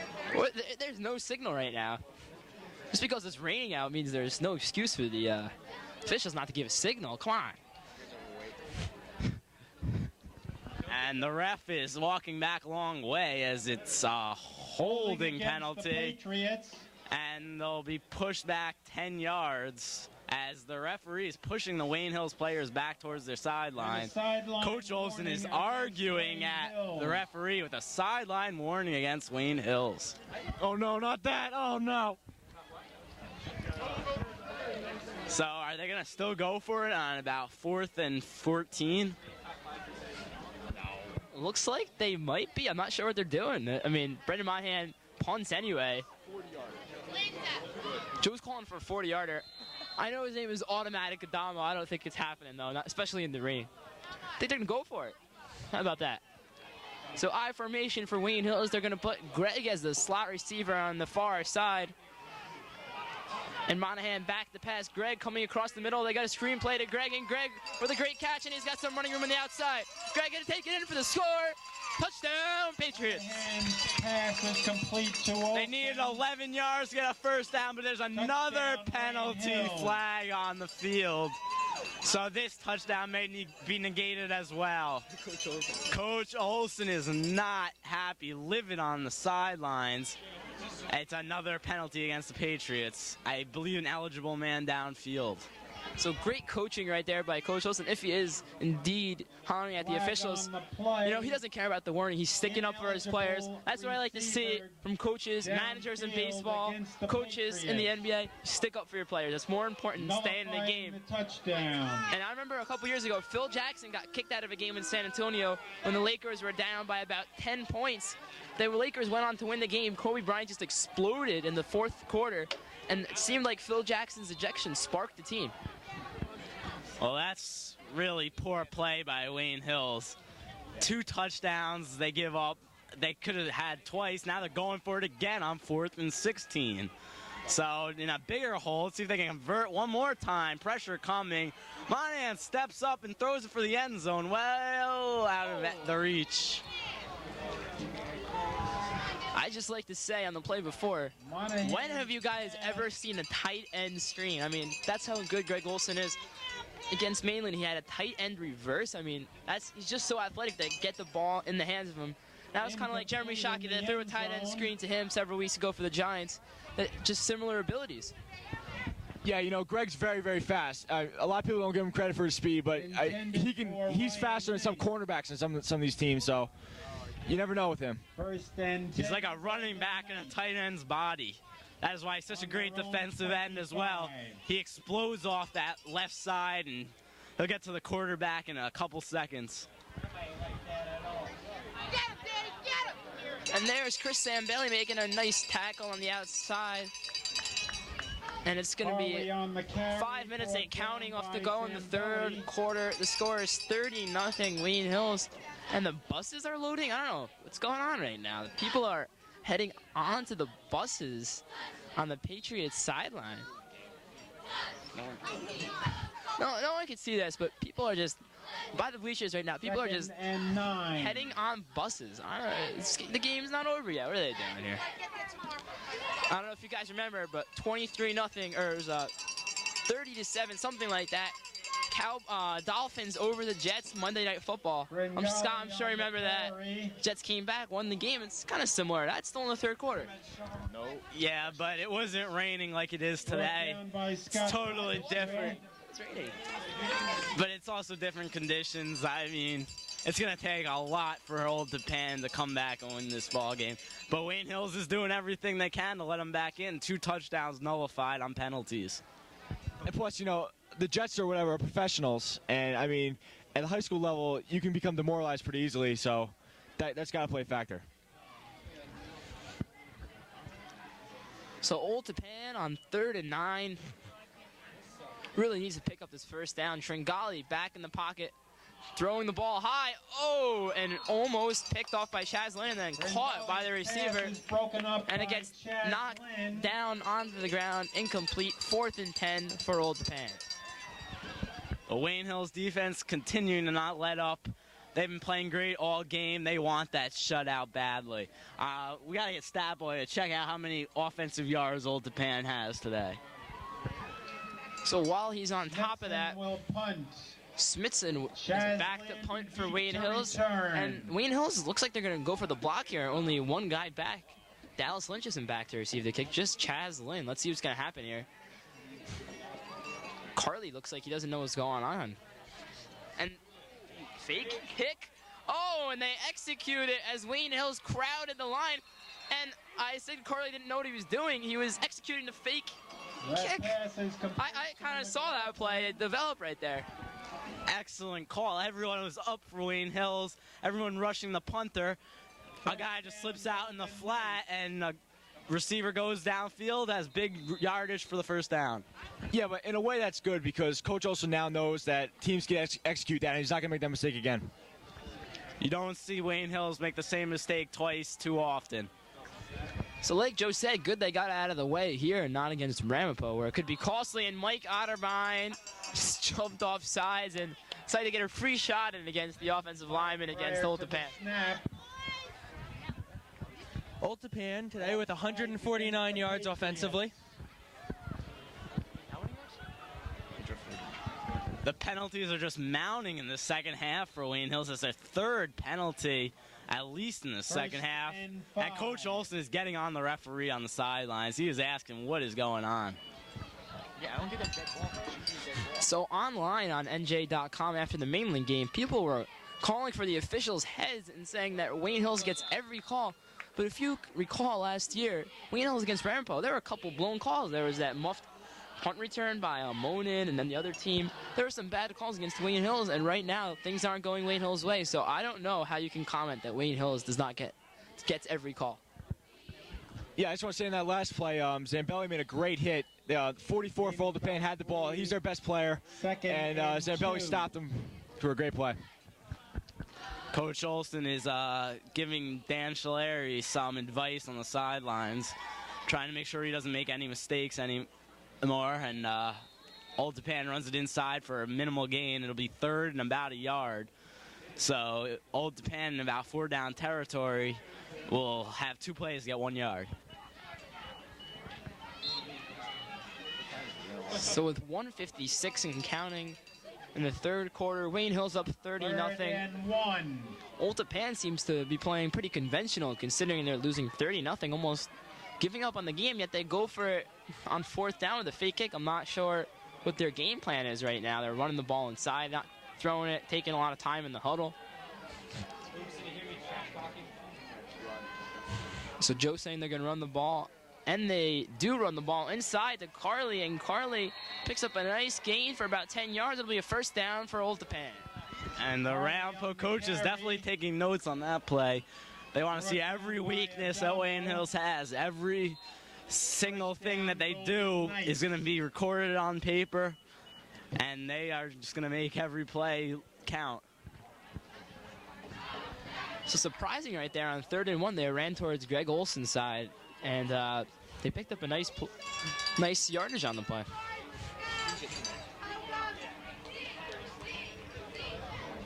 Tringali hands it off inside to Carly, and Carly gets taken down by number 29, Dave Adamo, for a 1 yard gain. Carly on the carry. Old Tappan having an impressive drive here. It took a fake punt, but since then they've gotten it going on the ground a little bit. And they might be approaching 160 yards now of offense. And about 8. And 2nd and about 8 from the 36-yard line. So the 3rd quarter is winding down, 25 seconds and counting. Tringali hands it off on the reverse, and they're going to call a holding, I believe, right now against Old Tappan, and play will be taken back. A lot of penalties in the 2nd half. On the carry. This one's going to go against Old Tappan, and it'll be 2nd and long now, and it negates a pretty nice run to the outside.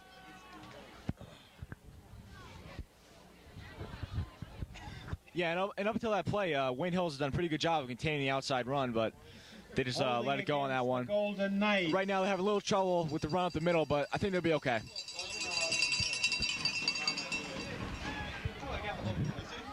So it will be holding against Old Tappan. They'll move him back 10 yards. It'll be 2nd and long for Old Tappan with 12 seconds left to go in the 3rd quarter. I think they'll just let the clock wind down. As we end the 3rd quarter, Wayne Hills, let's see, they're going to try to catch him off guard. 3, 2, 1, end of the 3rd quarter, as Wayne Hills has the lead 30-0 over Old Tappan. Outstanding 2nd quarter played by Wayne Hills, but not much doing in the 1st and 3rd quarters. Yeah, all 30 points coming in 1 quarter, as it's been an even game in the 1st and 3rd quarters.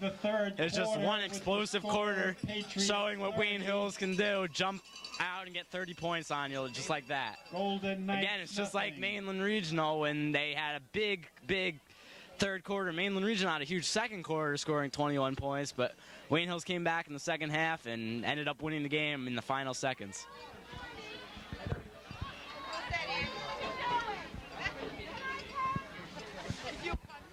And here's a quick note from stat boy Justin Rubino.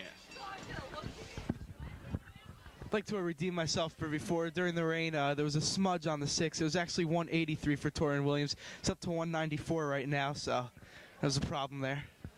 Don't have to go fire me like he did to Lou. Low blow by Justin Rubino going after Lou Germario. I don't know. I'm not going to make a comment on that right now. Lou might have something to say about Justin next week. We'll see.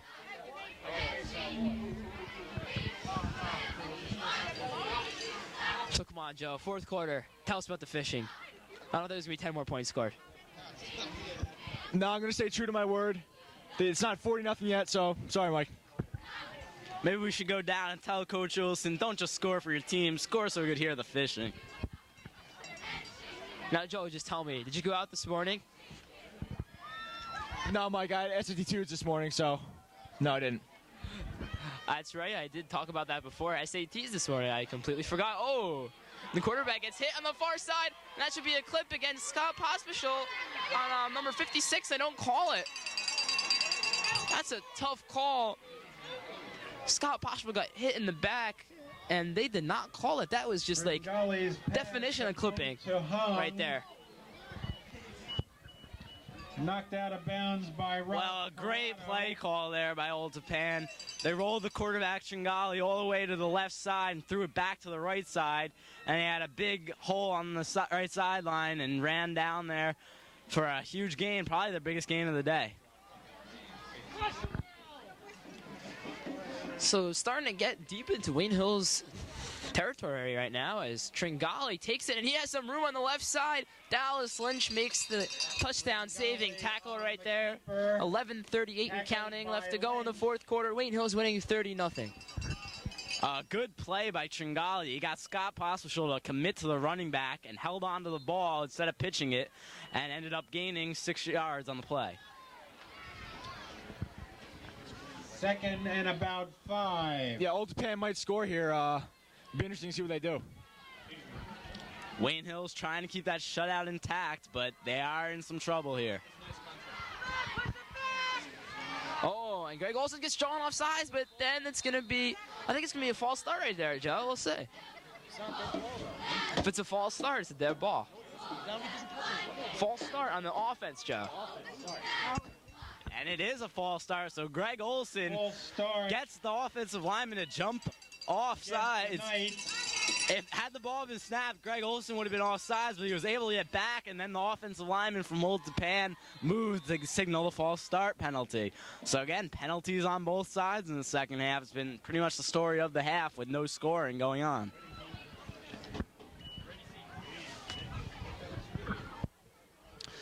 So 2nd and 9 for Old Tappan. 10:48 and counting. Joe's been pretty good calling these plays, so and he's telling us that Old Tappan might score right now. I don't know. So Tringali running the option play gets hit hard by Brendan Monahan. Couldn't quite take him down, but look who's there, Greg Olson. And you could see Tringali was very hesitant in pitching that ball. He made a quick look at the running back, thought about it, but then decided to keep it himself, and it'll be 3rd and about 5 yards to go. This is a big play right here for the shutout. If they stop him, I don't think the field goal kicker's very good. I don't know, though, but we'll see. Might be 4-down territory for Old Tappan, so may take 2 more stops unless they can get a turnover here. 3rd and 4 at the Wayne Hills 20-yard line. 10 minutes left to go in the game. There's another flag that just was thrown. I don't know. Right there. The handoff goes to the outside, and Dallas Lynch runs him out of bounds, but he picks up a 1st down. I don't think it's going to matter, though, with the flag being called right there. Like you said from the very beginning, sloppy play, lots of penalties today, so, you know, look for that.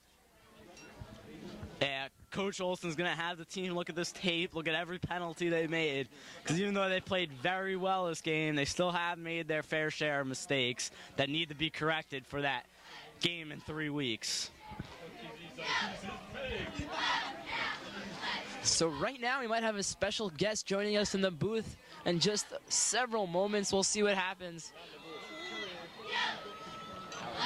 We're close to the booth, Joe. Come on, Joe. And it looks like the special guest will be joining us. We might be joined by 2 special guests. Let's see what happens. This could be a carnival of events right now for Wayne Hills TV. So 9:50 left to go in the 4th quarter. And joining us right now are 2 Wayne Hills graduates, Dave Gasworth and Valerie Fava. Stop up this mess. Who wants to speak first? We'll stay together. It's great to be back here. I'm great to finally see a football team that is beating the other team really badly.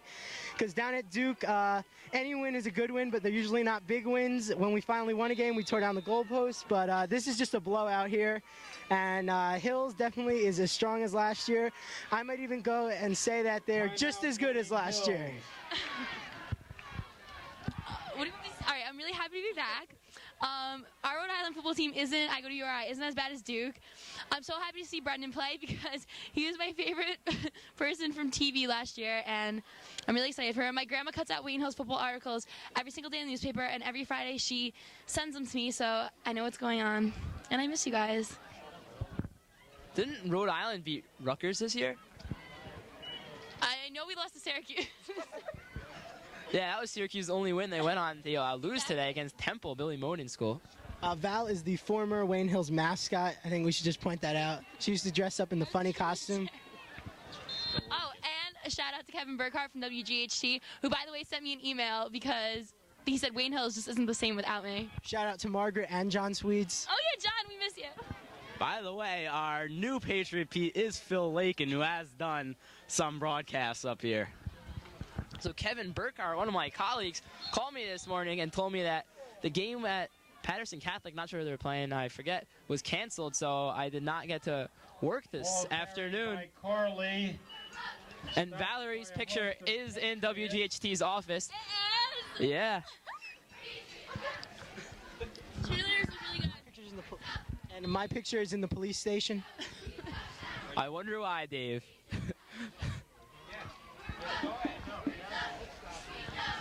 Cheerleaders look good.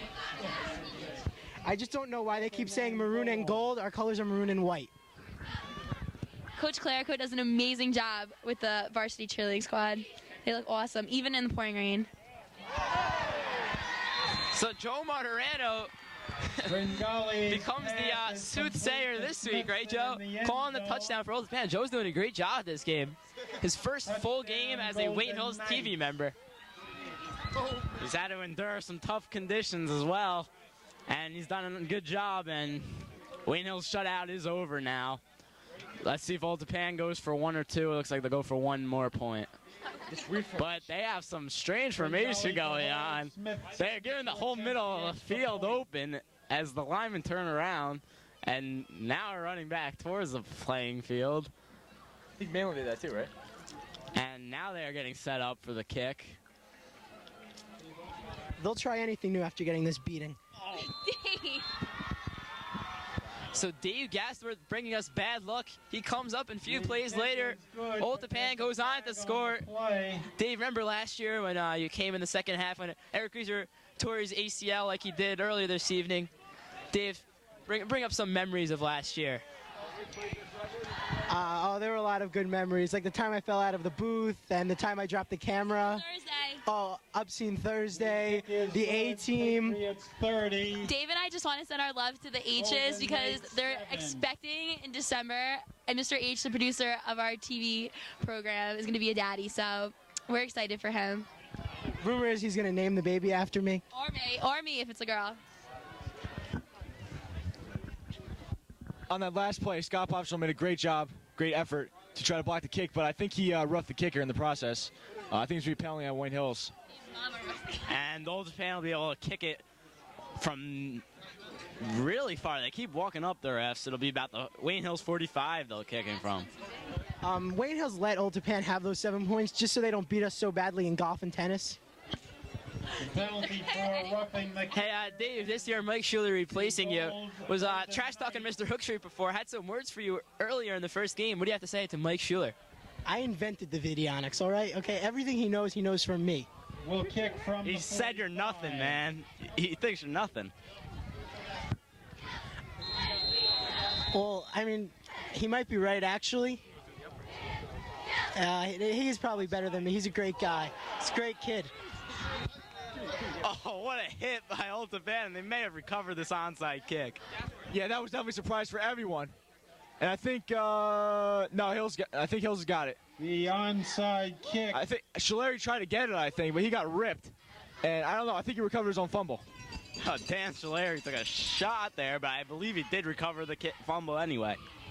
For all of you watching at home, we do apologize for any bad video moments. This is an amateur crew. I mean, it's no last year's crew, but the announcers are excellent, I do have to say. I have to say something. The Wayne Hills football highlight film from 2001 has been shown all over the University of Rhode Island campus. It's very popular there. That's how I get boys to come visit me. I'm like, hey, you want to watch my highlight film? It's great. It's a big success, big hit. I try using that with the ladies, but it doesn't work that well. Monahan is run out of bounds by Wong. And Wong comes in and makes the play.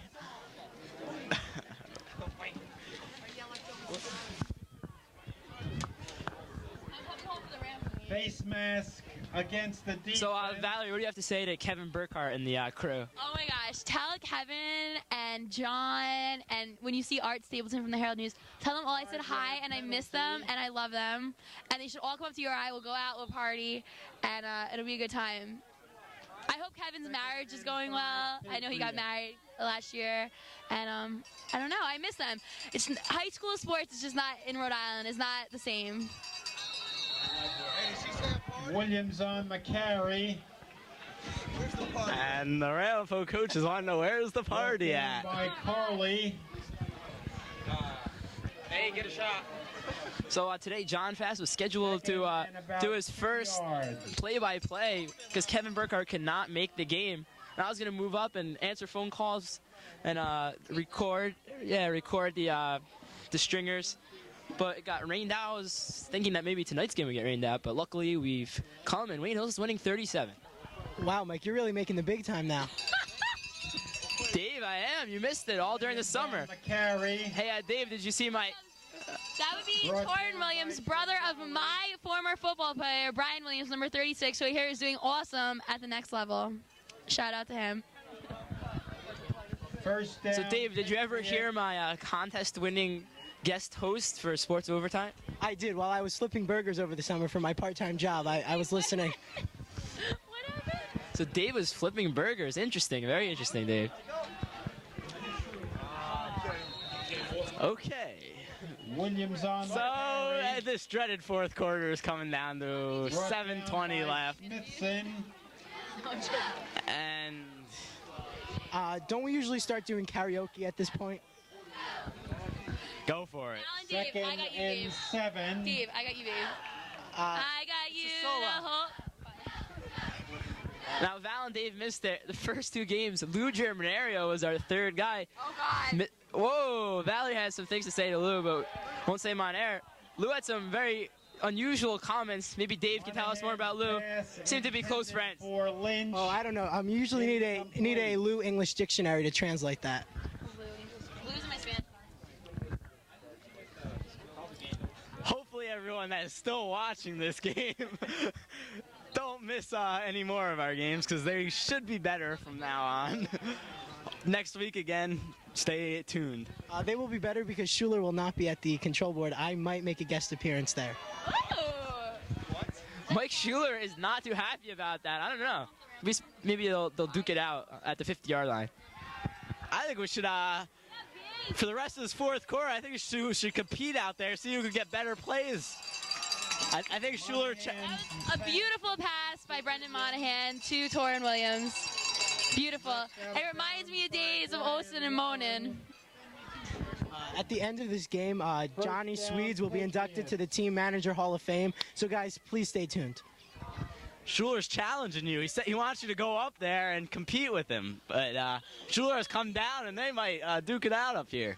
Now, Dave Gasworth, you didn't really hear him too much in the booth, but Dave was in charge of having special effects in between plays. It was pretty insane. Or during plays, Dave liked the videonics, and he was a master of it. Now, Dave and Val, what was your best TV moment? Oh. Okay, enough about us. How about we watch the game? Without a doubt. Williams on the carry. Chasing Val. Stopped by Carly. Well, some guy just ran the ball. Chasing Val was our highlight together. This is out. So the wacky second half continues as Mike Schuler has come to reclaim his position as technical director. Well, I'd just like to make a comment about Dave Gasworth's so-called good transitions during the game. His good transitions really disturbed the game. They didn't flow well. They weren't as precise as cuts. He cut off the plays. It just wasn't good. We, as the new technical directors, I think we put a much better, more coherent show together. Okay, less talking, back to the game. Some guy just ran the ball. 3rd and 13. How many times are you going to say some guy just ran the ball? By the way, Old Tappan is beating Wayne Hills in the second half, 7-0. 37. And if that only mattered. Hey, if they played games by halves, Wayne Hills would lose this half. So, Dave, next week, Mr. Hookshade won't be joining us, so we might need you. I unfortunately will be down in North Carolina, so no can do. Oh, Dave, he can't stick around for Wayne Hills TV. Monahan's pass. He's just scared of Schuler. Incomplete. They're going to punt. Say they're going to punt. Monahan will now punt. Wayne Hills will be forced to punt with 5:33 left to go in the fourth quarter, winning 30-7. Just a wild and crazy second half of events for the Wayne Hills TV production crew. And the kick will bounce at the 15-yard line and roll to the 10-yard line. Dallas Lynch downs it, claiming that someone from Ultapan touched it, but they'll give Ultapan the ball at the 10-yard line. Brendan Monahan continues to be a solid punter, pinning him in deep inside the 10-yard line. Terrific job by Brendan Monahan all game. Defense forcing a fumble. Great job as quarterback, and great job as the punter. Look for the blitz here. 1st and 10 on the 7. Short and sweet, Joe. Look for the blitz.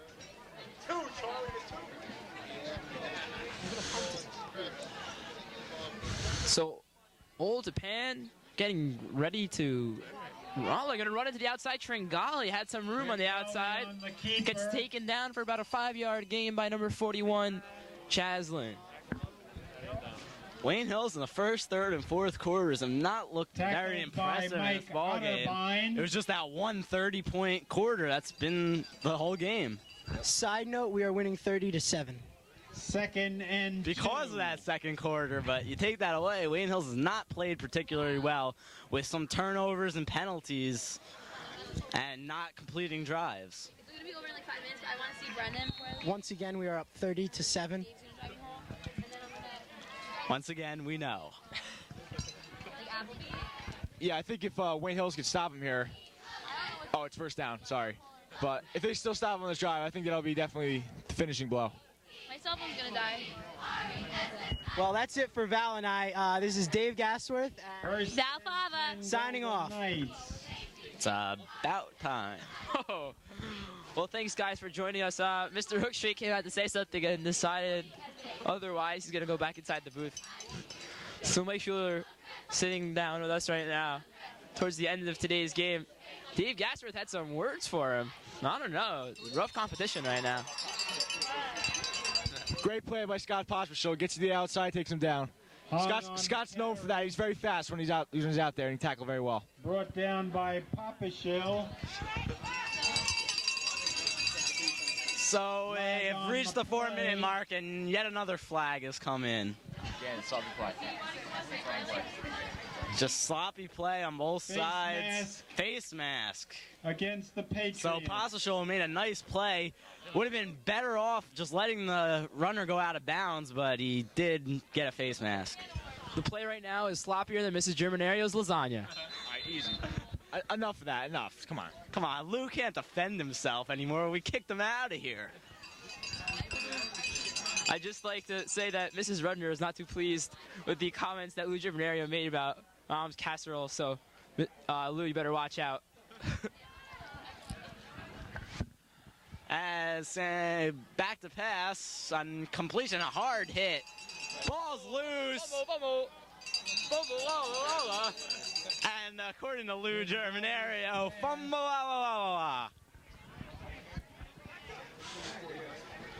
So if any of you see my mom around town, Mrs. Rudner, make sure to comment on the casserole. She's already received several compliments throughout the week. Joe is just getting frustrated right now. He just cannot believe that Valerie Fava and Dave Gasworth just took over in the fourth quarter, and now we're just not talking football. We're not talking football, Joe. Joe's getting mad. I have no problem with interviews, but when you talk about casserole or whatever, that gets me mad. As Wayne Hills takes over from the turnover, and the give to Torrin Williams, trying to get to 200, and he breaks it free all the way down the sidelines into the end zone for a touchdown. 4 TDs on the day for Torrin Williams. Mike Schuler, give my signature call. Touchdown, Patriots. So there it is. Wayne Hills opens up the lead, 36-7. Stat Boys just informed me that Torrin Williams now has 240 yards on the day. Flag right now could be holding against Wayne Hills, and another call going against the Patriots. How many times are they going to get a touchdown taken away? That is the third time they've had a touchdown be negated because of a penalty in the second half. And Coach Olson cannot be happy, as they've yet to score in the second half despite getting in the end zone 3 times. Yeah, these dumb mistakes are killing Hills. They just got to play conservative, you know? Just get the ball in the end zone.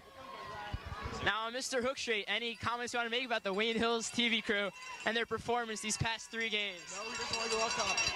No, but I think this is a record for the most announcers I've ever seen in one game. What is this, 7 we had at one point? So Mr. Hookstraight works for Cablevision. He knows how a game is produced, and he's seen many in his lifetime, has never seen 7 announcers. And Joe just said it best, the more the merrier. It's kind of tough with this one mic having to pass around to 7 people, but we've gotten the job done so far. Second and about 13. You know, if our school system could put a little more money into the TV crew, we might get some better equipment, maybe another microphone for our announcers, and run a smoother game. Sure would help us. And maybe we can pay for a professional technical director. I formation, the pitch goes to Torrin Williams on the outside as we get back to football action. Torrin has a hole, and they're going to throw another flag. Could be holding against Wayne Hills again. Brought down by McLaughlin. The amount of penalty yards in the second half against Wayne Hills has been unbelievable. They have come out and played pretty terribly in the second half, despite being up 30-7. Another holding penalty. They've had about 4 or 5 holding penalties in the second half. Offensive line has got to play better than this. Yeah, you can see the frustration on the Wayne Hills players on the sidelines. Paul Ogden looks very mad, and you know they just got to play better. You know, all these dumb mistakes. And the ref is pushing the Wayne Hills players back again. This is another sideline warning, and that's going to be another. As fans are booing, as this is going to push them back more, maybe. Second time their sideline has been warned. So Wayne Hills is lucky this is against Old Tappan up 30-7 and not Ramapo, because these costly errors can come back and hurt you against a good team, you know, like Ramapo. Penalty against the Patriots. 2:11 left to go in the game. Wayne Hills up 30-7, and they just keep moving back. This is just insane. It could be like 2nd and 30. They got warned already, so this is a penalty. I'm guessing it's 15-yard sideline penalty, and the ref is still telling them to push back, and Wayne Hills sideline's getting a little intense. More than 15 now. 2nd and 30. It's 2nd and 30. I don't know what kind of play you call for this situation. 30. Yeah, I don't know. I think it was like a 20-yard penalty. I don't know. That looked farther than 15. Well, they got the 10 for the holding, and then the 15 more, I guess. And oh my Lord! 2nd and 37. Well, it's going to be about 3rd and 37. I don't know if you have any plays for this type of situation. I guess you got to have one of these plays stored for a spot like this. Look for Wayne Hills first down right now. Screen pass. Torrin Williams or Olson. First down, Patriots. A better guess would be holding Patriots. Oh, low blow by Scott. I don't know. Oh man, Scott's not known for low blows, but man, he let it out that time. Well, all I've been seeing is yellow in the second half. There's only holding when Wayne Hills scores a touchdown. So the handoff goes to Torrin Williams inside, and there won't be a holding called because there's no touchdown. Williams on the carry. No penalty flag. No, that's a accomplishment, as Wayne Hills will have to punt, and they're not going to end up scoring in the second half. So did not play well at all, especially in this 4th quarter. So the first time in the past 2 minutes, Wayne Hills has moved forward after the play. Snap is good for Monahan, and he gets off a nice kick. Fair catch. Oh, and he drops it. He dives on it at the 5-yard line, and another penalty is called. It's like night and day. It's just insane right now. I know it's raining now, but it seems to be raining penalty flags. Well, it's been raining, and it's still raining a little bit, but the penalty flags that have been called, I want to know, Stat Boy, if you keeping penalty yardage as the Rampo coaches are leaving. knowing that, hey, they beat Old Tappan 35-7, and Wayne Hills is only going to beat them 30-7, so they have to be happy about that, as it looked like Wayne Hills was going to win by about 50. Stat boy Justin Rubino. Penalty yards is well over 100, Scott. It's nearing 120. There you go. Says it all. Just an insane amount of penalty yardage right now. Every other play. Joe just said it. Every other play, penalty. Interference against Wayne Hills. This time it's fair catch interference, another 15 yards. It's going to be about 4th and 45. Wait a minute. I don't know about that call. Interference. These fans are very, very mad, standing up, yelling obscene words. I can't say them, but look at this. It's like 4th and 50. It's unbelievable.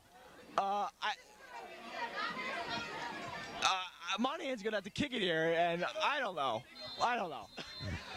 How could that have been a interference when the guy just dropped the ball? No one was even by him as he punts it away, and good field position, even though there's only 20 seconds left. This has been crazy. So, Scott, I'm not sure who's calling the game. Is it Ray Charles and Steve Wonder? I don't know what's going on right now. Penalties every other play. It's just insane right now. It's raining flags, is all we have to say. I think there's been more penalty flags than announcers in today's game. It's just absolutely wacky night of high school football. Could you just imagine if this was a close game, what Coach Olson would be doing right now? They are just lucky they built up to a 30-0 lead, because they have been playing very poorly. Maybe their worst half of the season in the second half. Just they've been mistake-free all season long for the most part, and this second half has been just terrible.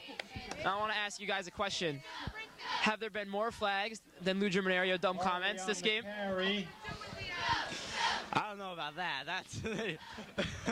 I don't think so. So Hills comes out with a victory, 30-7. That is the end of the game. And besides the second half, I think it was a good game by Hills and Old Tappan. But second half, everybody's tired. It was a blowout, so you can expect a little bit of solid play, especially because of the rain. But besides that, I think it was a pretty good game. All 30 points coming in the second quarter as Wayne Hills wins 30-7. So next up for Wayne Hills football is next Saturday against Demorest, and look out for the Ramapo coaches coming on air with me, Scott, and Joe, or Scott, Joe, and me. And this Wednesday will be boys soccer. So Wayne Hills wins over Old Tappan 30-7, and this is Mike Rudner signing off.